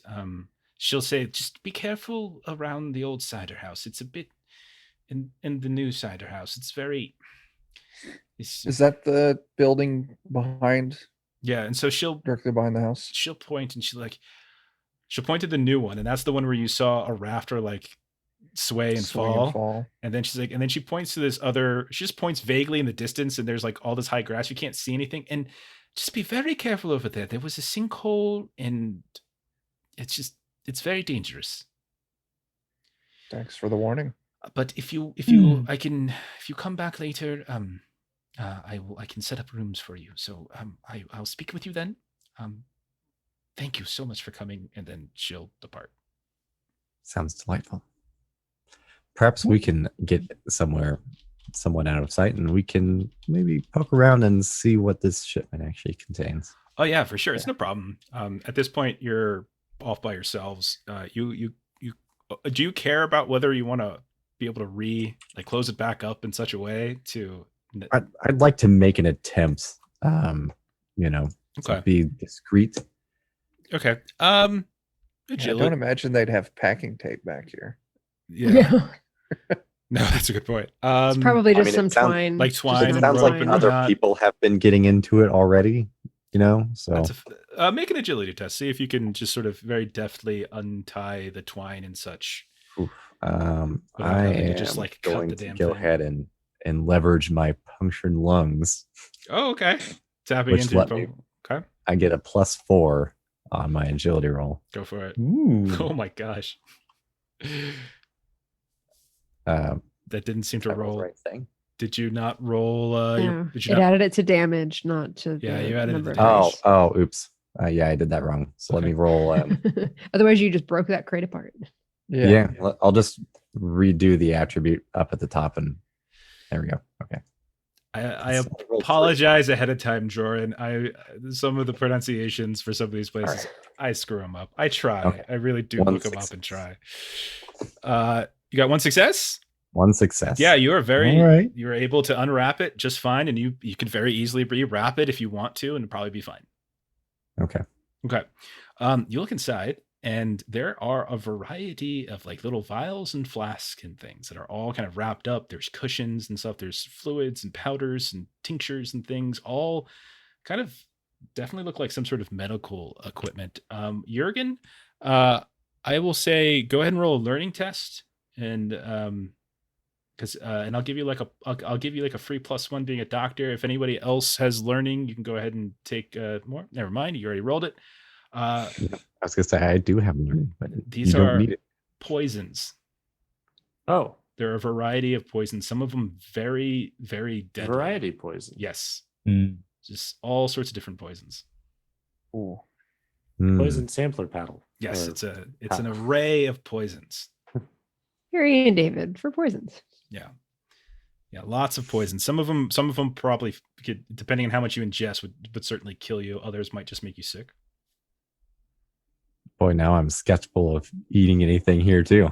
Because if you were very tiny, it probably wouldn't take as much poison to do the job. Yeah, I'm starting to wonder if maybe this man is the cause of the symptoms. All the people being sick recently. Well, all the Vaesen being angry. Could be. There's also a bit of like opium and such in here too. I was going to say, is there anything for Gunnar? I feel like Gunnar would very quickly and easy see like there's some druggy drugs in there that might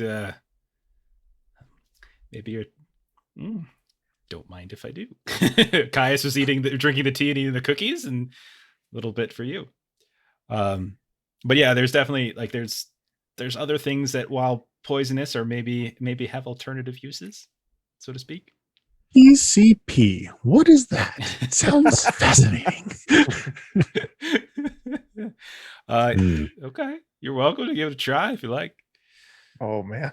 Oh, if you do, I would say roll a force test and we'll see how he reacts. I'll wait for combat to take that one. just beating everybody up, never taking any damage. Doesn't remember anything that happened. Just wait till our upcoming fight with Stan. Takes 20 bullets in the chest and is still going. Just it's a box of bath salts, maybe. Okay. Oh boy. Why am I shirtless in a film cruise over there? All right, so you've got some drugs and you've got some poisons in a shoebox that was supposed to be delivered to Victor. Grove is not too far away. You've got the new cider house and the old cider house, and you need to look out for. What are we doing?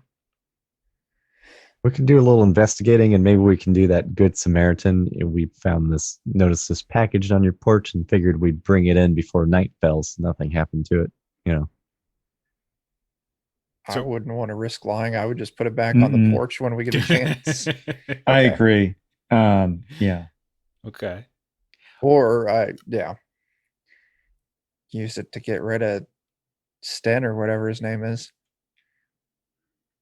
Well, maybe before we get into poisoning people, we can better understand the full. We're not killing somebody just yet, right?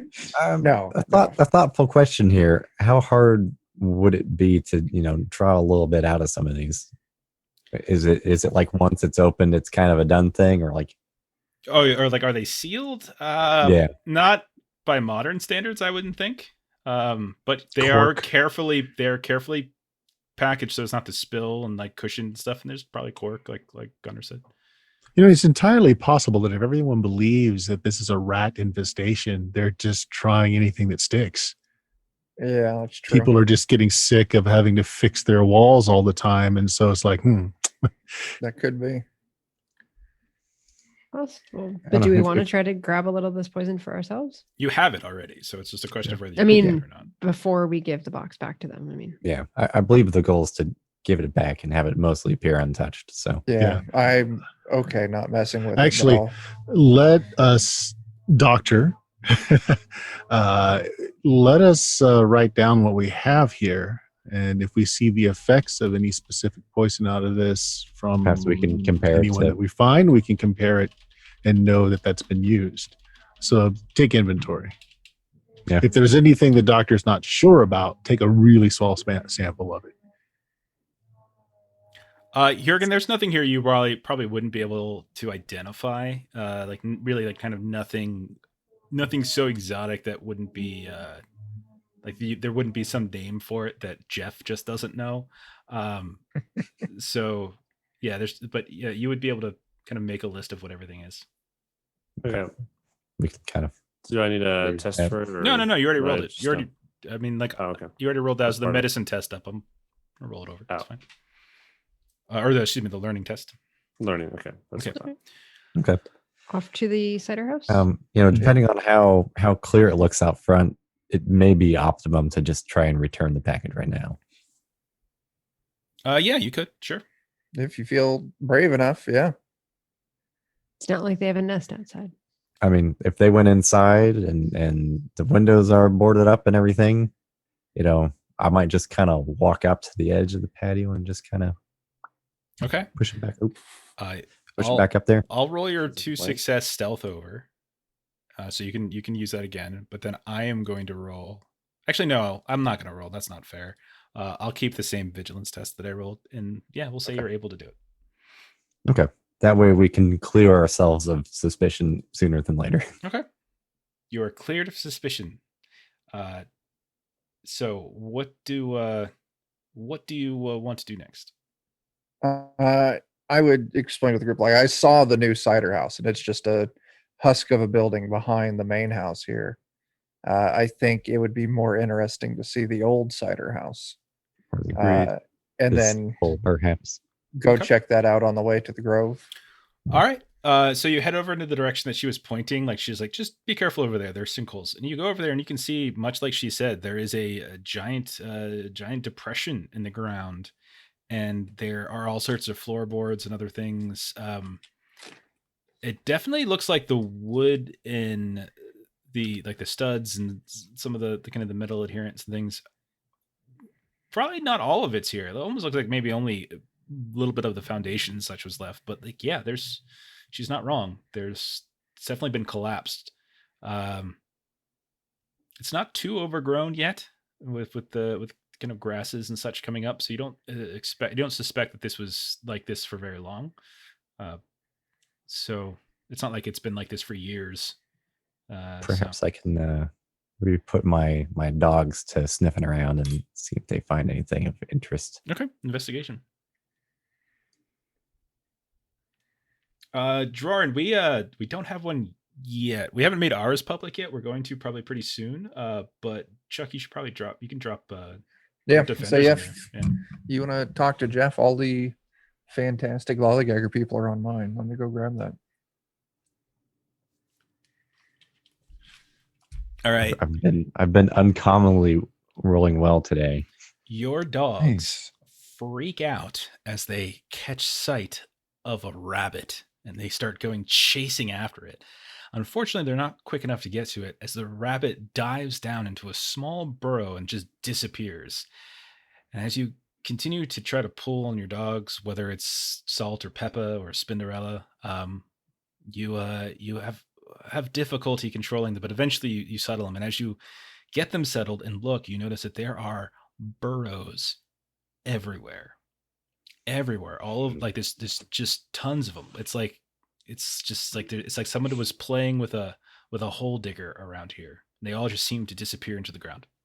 So perhaps not so much a sinkhole, so much as like a giant burrow collapsing. Right. And so if the Vidder are burrowers, and there was mention of the rabbits acting strangely, and Sten was actually, I mean, granted, like he might have just been talking to the rabbit because it was thumping around, but why hadn't he killed the rabbit yet? Well, or is it one of them? My point exactly. Perhaps they're doing some experimentation that's maybe not totally on the up and up. So there's a part of my brain that wonders just how insane it is to like say hello down a rabbit hole and ask if anybody wants to talk. Sure. Hello, rabbits are wearing hats. I love guys.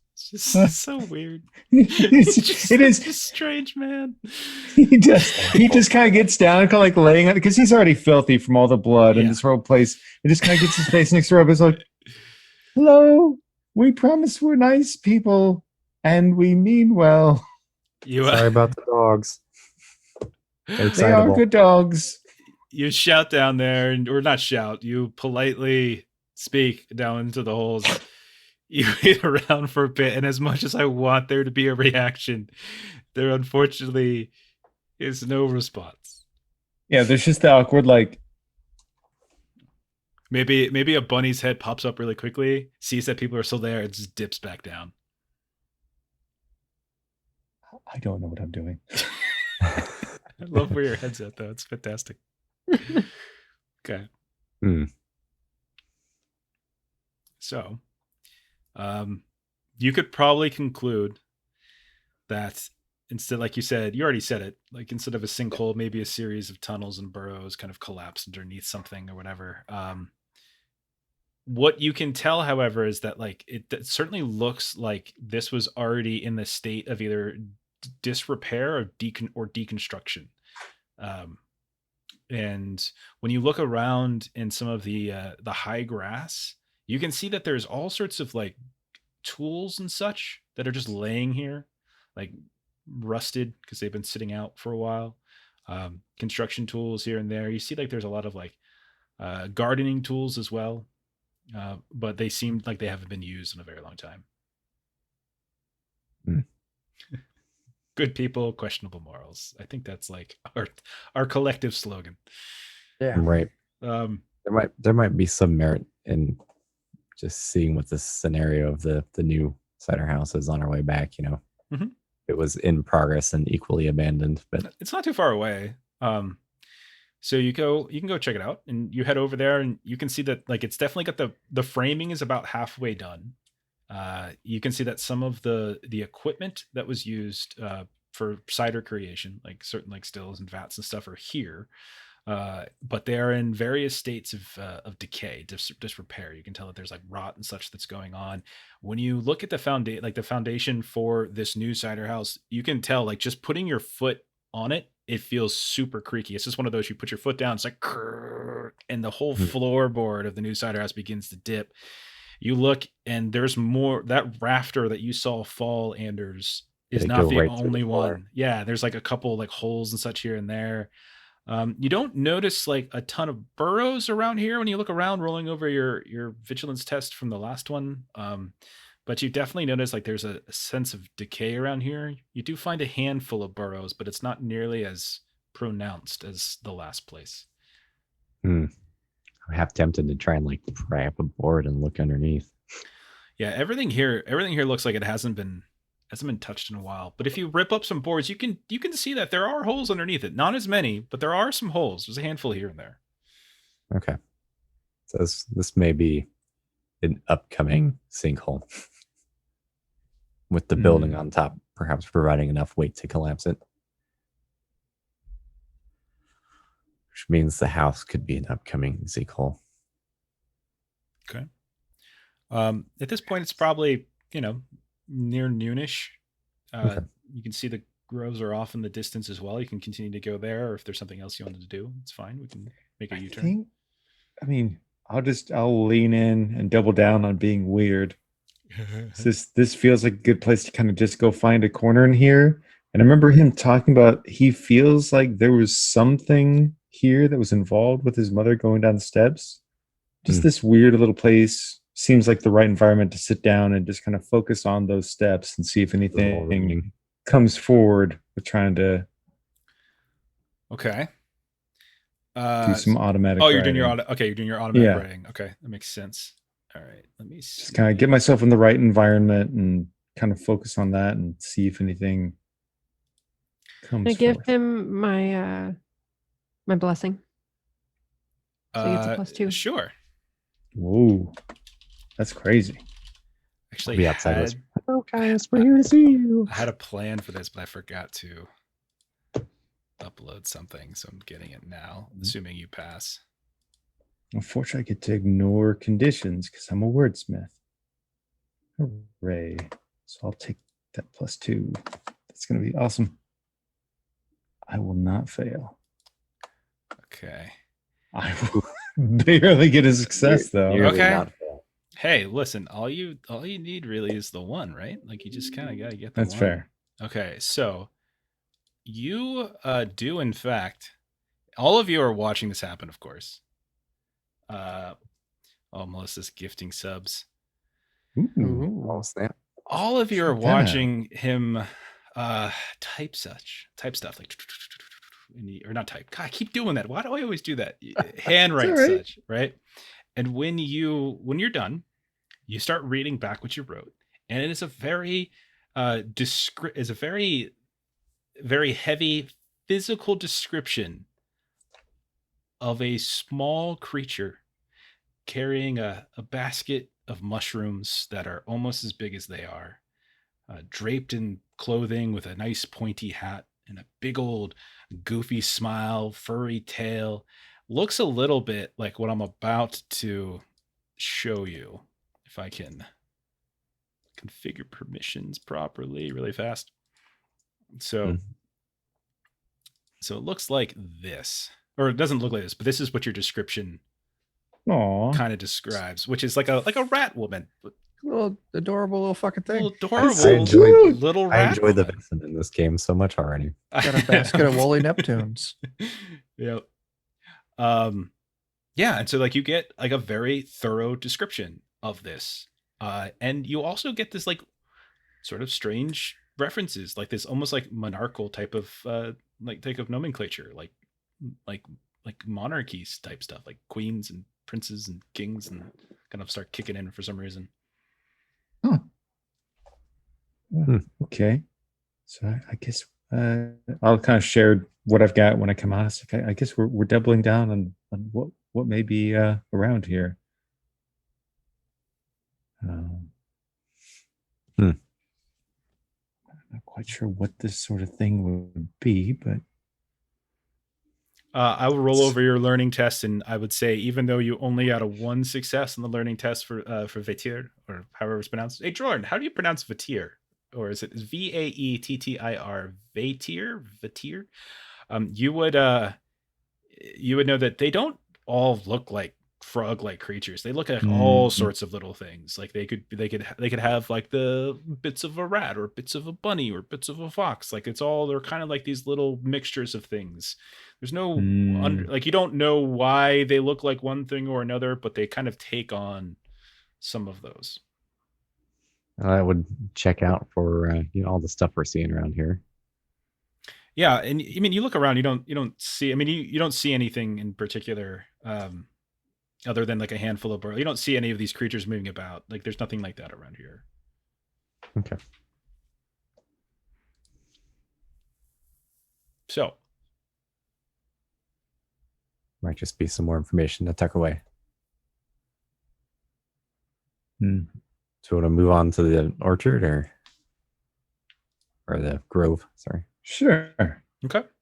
Yeah. So, you start heading towards the grove, and let me pull up notes. Again, this is like the northwest, far west section of the Martinson grounds, and you can see that there are dozens and dozens of very large, very luscious and green, to the point where it's like a stark difference between like the tall, kind of graying, yellowish grass that you've been in. And it's, again, springtime. And so the fact that this grass kind of has this look to it is a little surprising.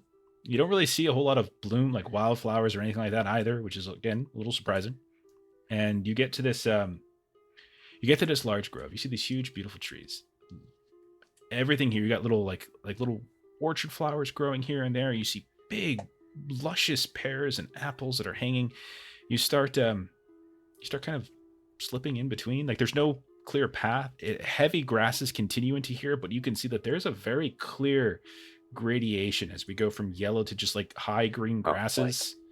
It's like boom. It's like you just step in, and you can see that there's these at the base of some of these trees. You can see that there's these big old mushroom groves and such, like little groupings of these kind of yellow, grayish, beautiful looking mushrooms.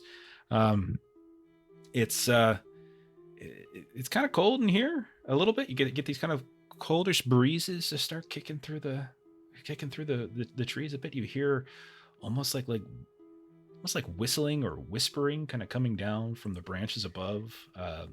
Very little sunlight is actually reaching through the trees, but what does seems to land perfectly at the base of some of these plants that are growing at the floor, almost like spotlights in a way. Has a very peculiar, like this. You all are seasoned at this point. You would know that this isn't the most natural orientation in the world. What are we doing while we're here? Are there more holes in the ground? You can go ahead and roll an investigation test. Look around. You do hear the sounds of stuff skittering about in the trees. You hear something and you look up and you can see suddenly there's a tree branch that's shaking. Leaves are shifting here and there. One success. Okay. Yeah. Anybody else roll? Who else we got? I might want to try and just be extra watchful for Just vigilant? things. Okay. Sure. I want to poke around. All right. Gunner, roll an investigation. Dogmark, go ahead and roll a vigilance test. I want to do Man, a, it's just not your night, Bird. No, it's Jeez. not. I want to do an Wow. investigation as well. Okay, go ahead, Jürgen. Oh my gosh. Okay, so far we've got the one. Oh. Anybody want to push anything? Anders and Caius, are you two doing anything? Candace, for yeah, I have later. a really dumb idea, but I'm holding off on it. Okay, All right. I love dumb ideas. I've I'm got watching a hard. dumb idea too. Okay. I would actually like to call out Okay. greetings, any tiny friends up there in the trees. We're here on peaceful means, trying to figure out what foulness has plagued this area. We had some trouble with some Vader in the town, and my apologies if I'm pronouncing that. We just want to talk. We're super cool people, and we could be friends. I imagine Anders would actually know how to pronounce it, even though Chuck and Jeff are kind of sketchy on the pronunciation. Yeah. Okay. You say all of these things out into the void. Roll a manipulation test. Oh my gosh. You're spot on with like Caius looks at you like that's what yeah. Take a +1. Caius is here. He's doing the same thing or something. That's good. That means I only have a -1 to this roll. Oh, what? You're rolling negative? Oh, no. Oh no. Yeah. That's not good, buddy. I got 2 successes. All That's right. all right. Impressive. Yeah. That's impressive. Okay. So I'm going to take everything into account. You see Gunner and Yürgan. You're all kind of splitting off a little bit. You're not splitting up. You're staying in earshot of each other, but you're all kind of fanning out a little bit, looking around. Dogmore and the dogs are definitely on a high alert. And anytime a little squirrel pops from one branch to the other, you see Spinderella just looking up right at it, no problem. Anytime a little bunny hops from behind one gnarled tree root to another, you see it. Anytime a fox slinks out from a hollow at the base of a tree, the dog's immediately barking and that fox disappears. Don't want us getting snuck up on again. Sure. Oh, and 4 successes. Mhm. You're probably not. There's probably not going to be an ambush coming.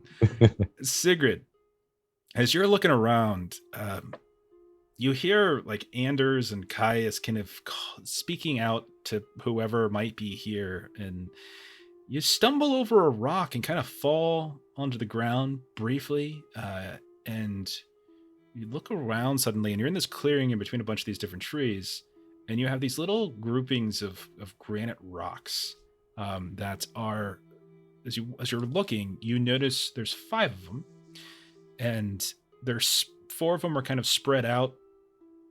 Oh, excuse me, 5 of them are spread out in a circle, and then Right. and probably maybe 15 yards or 15 feet in between them. Some of them are kind of like some of these little tiny groupings of rock, which are not very big. They're maybe 2-3 foot tall, and they're at like the base of some of these trees, or kind of slightly obscured by some grass, but you notice them. And when you look at them, you can see that they also have some symbols that have been etched into them. And I will go ahead and put that up for you up on our Foundry page. So you should be able to see that now. Mhm. Pop it on the overhead for everybody else too. But you see these 5 images, and they're all on one of these 5 little places, and they make a pretty clear. You can see a clear circle, and there's a flat piece of stone right in the middle of these, like at the centerpiece, and you can see that there's residue of stuff here. That's what I was going to ask. So it's hard to tell exactly what. You only rolled 1 success, so you can't really identify what it is. But you can Sure. tell that there was some stuff. There's like maybe a little ripping of cloth or something. You're not really sure what it was. but you would get the sense that maybe this is some kind of offering site. Mm-hmm. Anders and Caius, while you're talking and you're reaching out and you're beseeching them, you can see on the branches suddenly coming out from these holes in the trees up top, you can see like this small army of squirrels that suddenly align on different branches, like 10, 20, 30. You can see coming out from like some of the high grass, and it's like the dogs start barking, but then another one shows up and another one shows up until there's like maybe a dozen foxes that are just completely outnumbering, and they're all just kind of staring, expecting it. You are all surrounded. You're very aware of the fact that you're surrounded by all these different creatures. I'll try and calm the puppers down. Caius, you said there was a lot of mention of royalty and monarchy and stuff in your writing, right? Right. Yes. Well, you know what we should do in front of royalty, don't you? Yes. Me. Let's all take a knee and kneel. That's a great idea. Yeah. I feel much better about talking to the rabbit hole earlier now. Let's do it. Okay. So you do this, and they don't seem to make any kind of aggressive gesture towards you. It's good. But nothing seems to change, and maybe this is the point when Sigrid, it dawns on you that this is sort of an offering plate. So we I'll need to bring offer everybody something. over to where I am, and point out what we see. Do we have anything good we could offer? What would they take? Do we have a clue what they would like? Unfortunately, There wasn't much. Yeah, she I had to only roll rolled one one. success, and so she couldn't really deduce what might have been left behind. What do we got? And unfortunately, you all only rolled one success on your learning check too. These are creatures of I mean, they seem to like clothing and luxury items. I'll put down a little bit of pipe tobacco and a little tipple of cocaine down for them.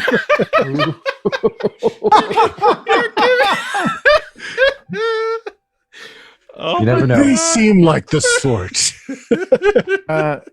I do. I that was have a line of coke right there. just cuts it right Oh, there. Goodness. Perhaps I can. Gods. I was gonna Perhaps say, I I go ahead. Uh, Go ahead. Dan, then Chuck. Okay. Go ahead. Dan, and then Yeah. Chuck. I would Go say ahead. maybe I can take a little bits or bobs off of my elegant disguise and put something on it. Like part of like the clothing or something, like the fabric. Is that what you're saying? Yeah. Okay, fair enough. Yeah.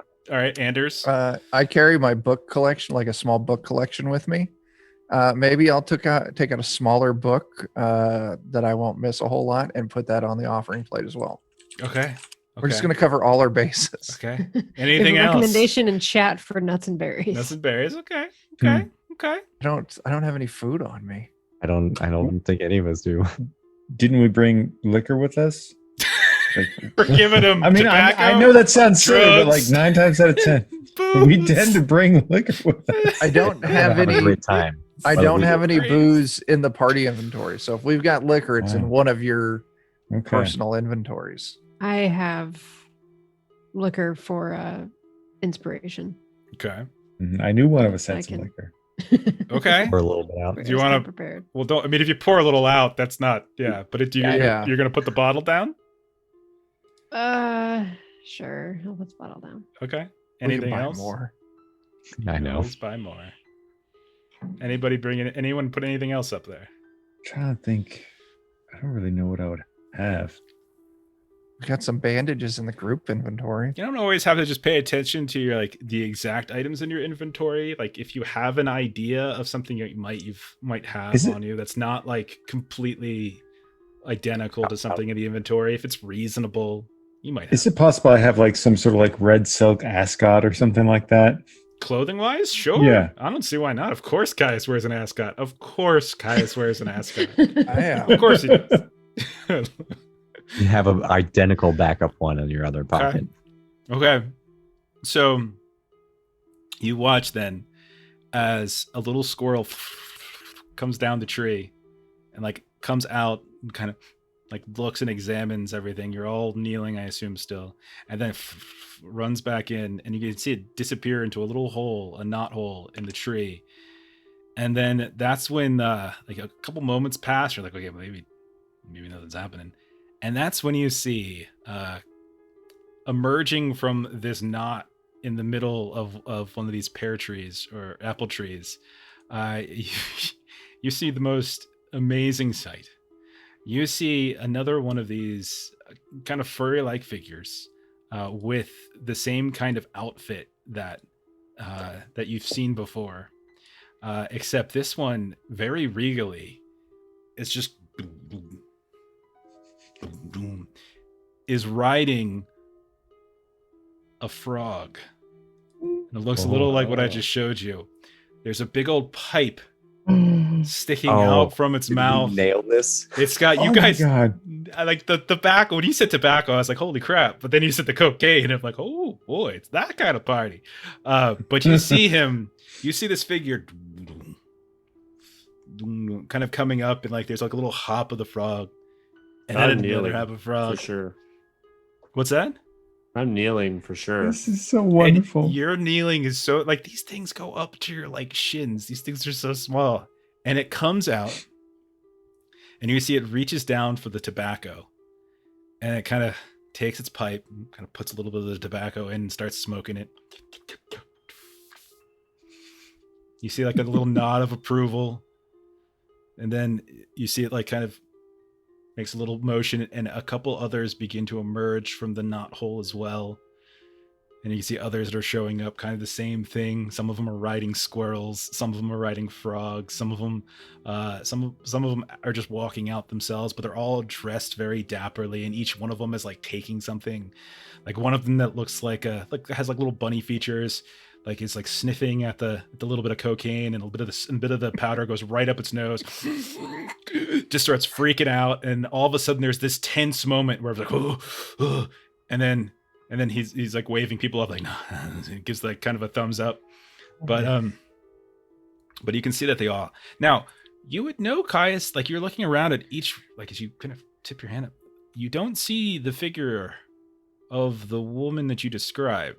You know, like it was very precise. Mm-hmm. And that's when like you hear of the one that's got the pipe on the frog, like just suddenly talks. Your offering is accepted. Go in peace now, and we of Queen Uti's army will not harm you. I thank you for that. We would like to talk about the goings on in the human town to see if we can. You see, like bring that snarl comes up.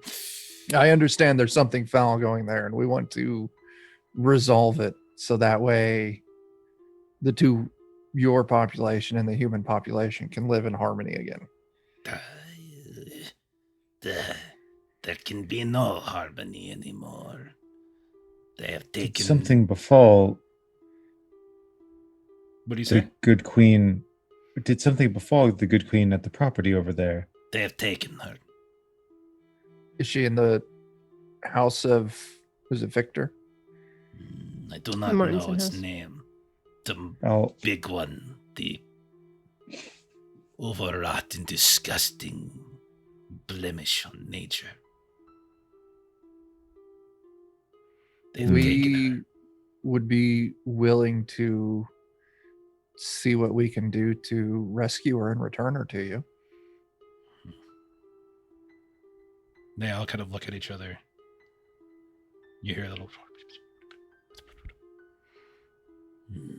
Why should we trust you when so many of this place do not trust or not worthy of it? Very few indeed. We're different from them. We can see you. We understand you. It's a gift we've been given, and we come from an organization that's devoted to finding the peace.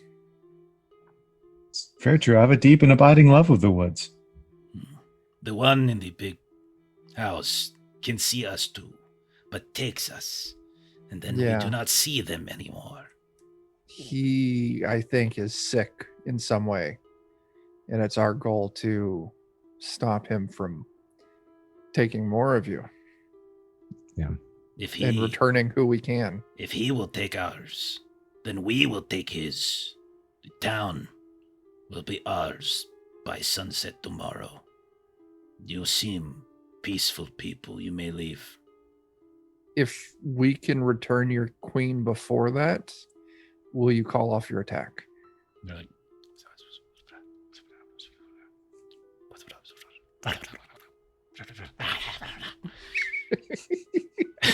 This is so adorable. Delightful. Roll a manipulation test. Very important one, in fact. Oh no. Who else has a skill rank in manipulation that wants to? I have all the skill ranks in manipulation. Dogmore and Gunner. I do. I've got 9. Okay. You roll it because my base is 6. Okay. And I got a -2 on it. My total's 7. Okay. Honestly, Caius is our Caius, you roll it. Caius and take our Anders have been bonuses. doing the talking here, so I feel like one of them probably has to do the roll. And so if we want it to be Caius, that's fine. Yeah. Okay. And then Dogmore, you said you can lend aid. Gunner, you can lend aid. And then Sigrid, you said you had one too. Yes. Okay, you can lend aid so that you can get +3 to this, Caius. But I do want to hear what the three of you say when you pitch in here. I'm just kind of curious. Okay. All right, so Your go ahead. attack may be all well and good to get what you want, but is it really? After all, your queen may die in the attempt. So be it. She will be returned to us as a spirit of the forest. And you can, and he kind of motions up towards some of the squirrels and such that are up on the trees and some of the foxes and things. You get the sense that maybe,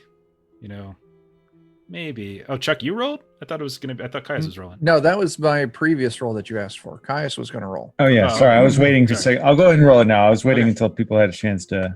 So perhaps she might die, but she might already be dead. Vengeance will be ours, one way or the other. She has been gone for quite some time. We don't have much hope that she is still alive. This is about vengeance now. So Sigurd would pop in and just say that, he isn't even planning on staying here. He told us that he has plans to leave. So hurting the rest of the town isn't actually going to do much to him because he's just going to leave anyway. So if we can help you take care of things with him, then that would spare a lot of people in the town that honestly have had nothing to do with everything that's been going on, and they've been suffering for something that they don't even know anything about. Nothing to do.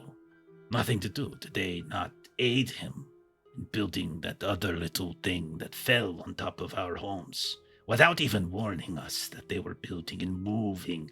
We lived beneath the cider house for years without any sort of harm. And lo and behold, they decide to change things, and all of a sudden, our homes were crushed by the foundations of the buildings. We lost several Vaesen that day. We tried to approach this man. We tried to speak to him. This happens, we are aware. Many are not like you and cannot see us, but he did not want to hear from us. The big one shot at us, killed 2 of my friends. The large one is a hunter. The other one, sadly, he lost his mother when he was very young. And he didn't understand. He thought that maybe in some way your people were involved when his mother died. So he doesn't understand. And for whatever reason, in the eyes of a child, he thinks maybe you had something to do with the loss of his parent. He is no child longer. He's not. But we all carry the burdens of young tragedy with us through our whole lifetime. Many of us never really grow beyond those sorts of things. Are you satisfied with 1 success? No, I'm going to push it. Okay, go ahead. Push it real good. I Please. will push it real good. Yes, please. For a total of 2. Man, that's okay. Okay. Are we allowed to redeem channel points? Are you doing? You rolled yeah. inspiration. You can switch out inspiration for manipulation, right? That's what you're doing. Exactly. That's my big thing. And then I can ignore mental peril to do it too. Okay. All right. Nice. He thinks on your words.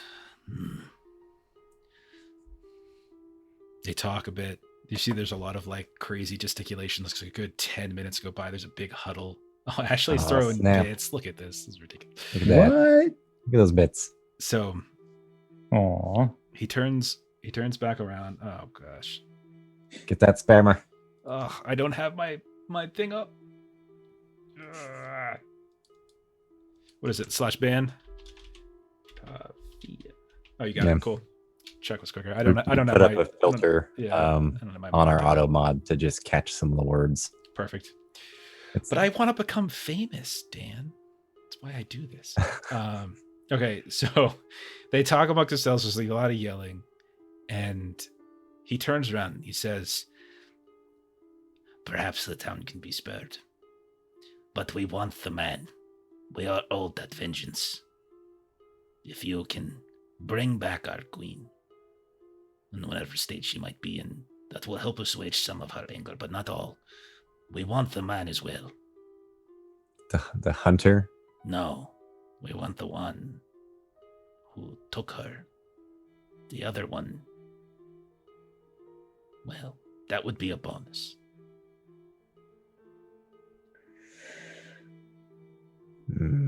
Sigurd will look at Jürgen. Is this his friend? Say you were to get a hold of him, and I imagine it would be a civil discussion educating him on the error of his ways. We would civilly cut his throat from ear to ear. See, that's not what I would call progress. But, we can work on the details.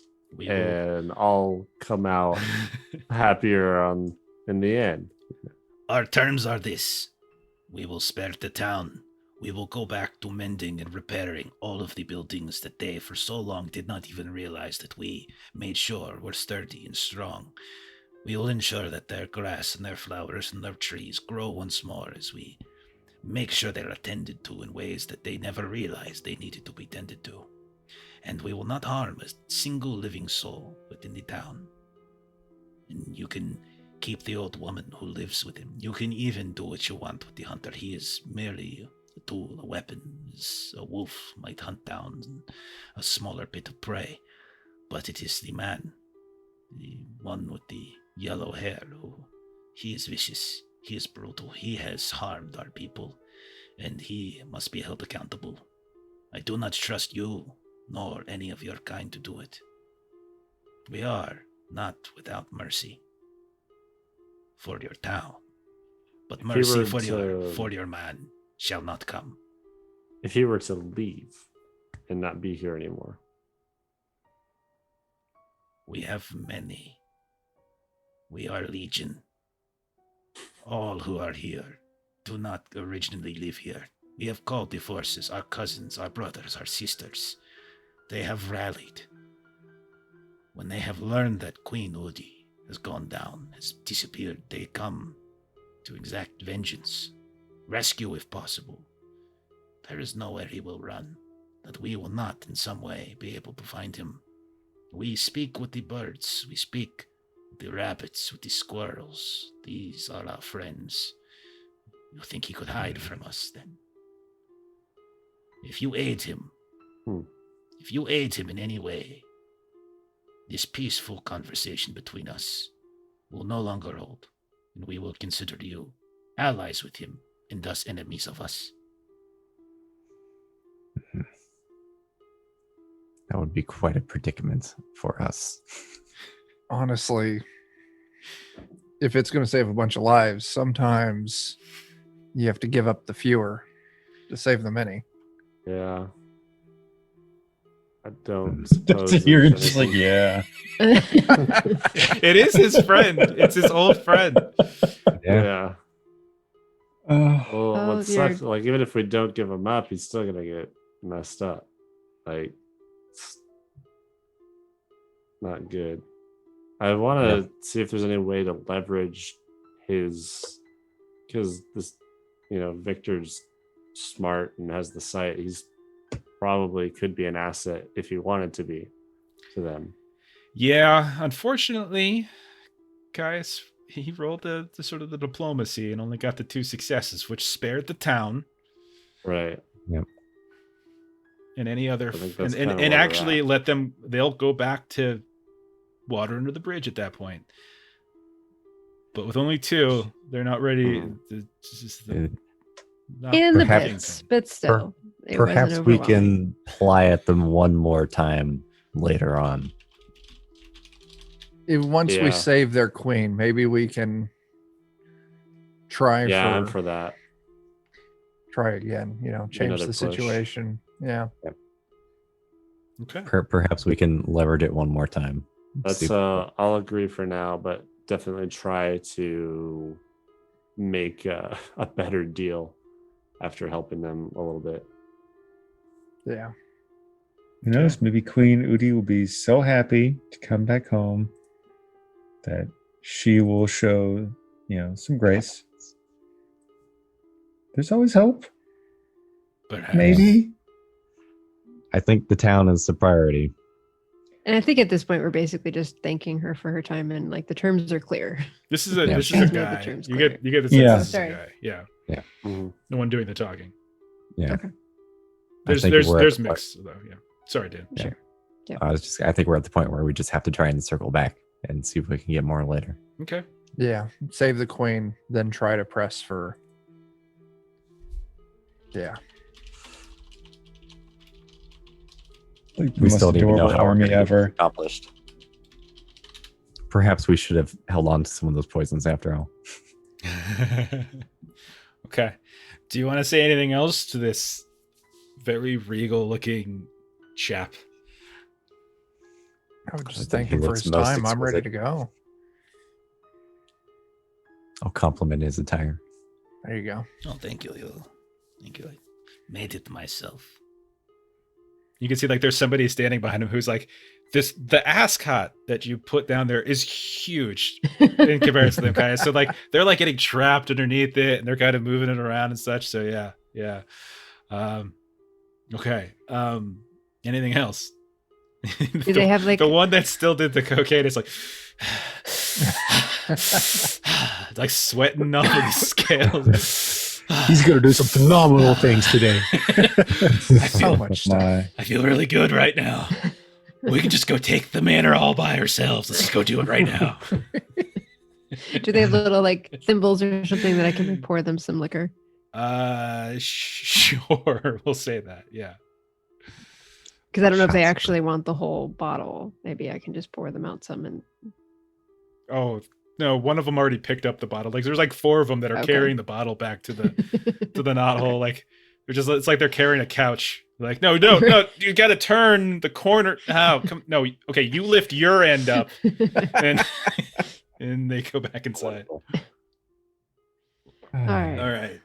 So I think I'm satisfied. at that point, they depart and they go back inside, and you can see as you're leaving, up on the branches and in the high grass, like you're being escorted out, like you're being watched as you leave. Now, these are all critters, but there's way more than you guys, Yeah.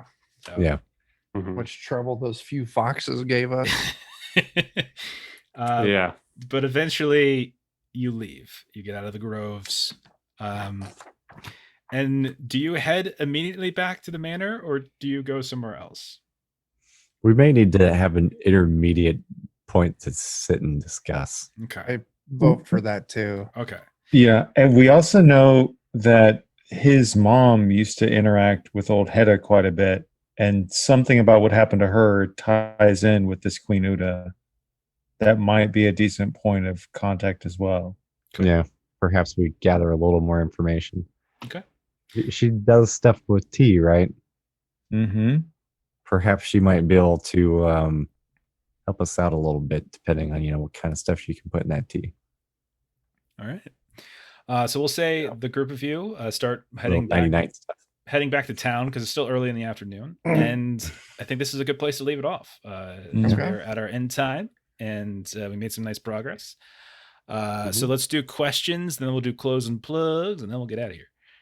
So let's check these advancement questions. Everyone, so keep track for yourselves. So did you participate in the session? So 1 XP for everybody. Did you confront any Vaesen? Yes. Yes. Did you identify a previously unknown Vaesen? Yes. 3 of them. Were you affected by your dark secret gunner? I think so. Yürgan, if you didn't take yours last time, you can take it now, I would say. I think yours is kind of coming up loosely. It's not super strong yet, but it's sort of there. If you want to take it this week, that's fine. I think I took it last week. Did you take risks to protect other people? Yeah, we kind of put ourselves on the line there to save the town. Perhaps. Okay. The whole bowing and giving offerings. Okay, I'll give you that. That makes sense. Have you learned anything? Sure. You've learned some, not a ton, but you learned a little bit about the Vatir. Nothing in the headquarters. I would say no extraordinary actions, though. Yeah. Okay. Oh, cool. It's a solid 5. All right. That one guy did that cocaine, though. That was probably extraordinary for him. I really love the fact that there is now a coked up Vatir like running around their colony in the grove right now. It's just tearing stuff up, just tearing things apart, and it's gonna crash so hard later. Thank you, Doran. Appreciate that. We'll do great things. Great things. Do great things today. Oh, I can build a new cider house. I can do it right now. All right, so let's close it down. What's going on this week? Let's see. So, Chuck, what do you got going on this week? This week's actually kind of a dry week for us. This tonight and then Friday night we'll be over on Zweihander, so twitch.tv/ZweihanderRPG. We'll be finishing up a Bitter Harvest we weren't able to last session. And then Saturday we'll be back for more of our phylactery hex crawl and our show Danger Strangers over on twitch.tv/GoodmanGamesOfficial. So you can watch us play some Dungeon Crawl classics there. And once again, it's really going great. And we still have the zine available, 50 cents for the PDF. Here in the next, hopefully month, the print on demand will be available. So awesome. Cool stuff. Bert, where can they find your podcast again? At bluemagic.com, BLUMAGIK.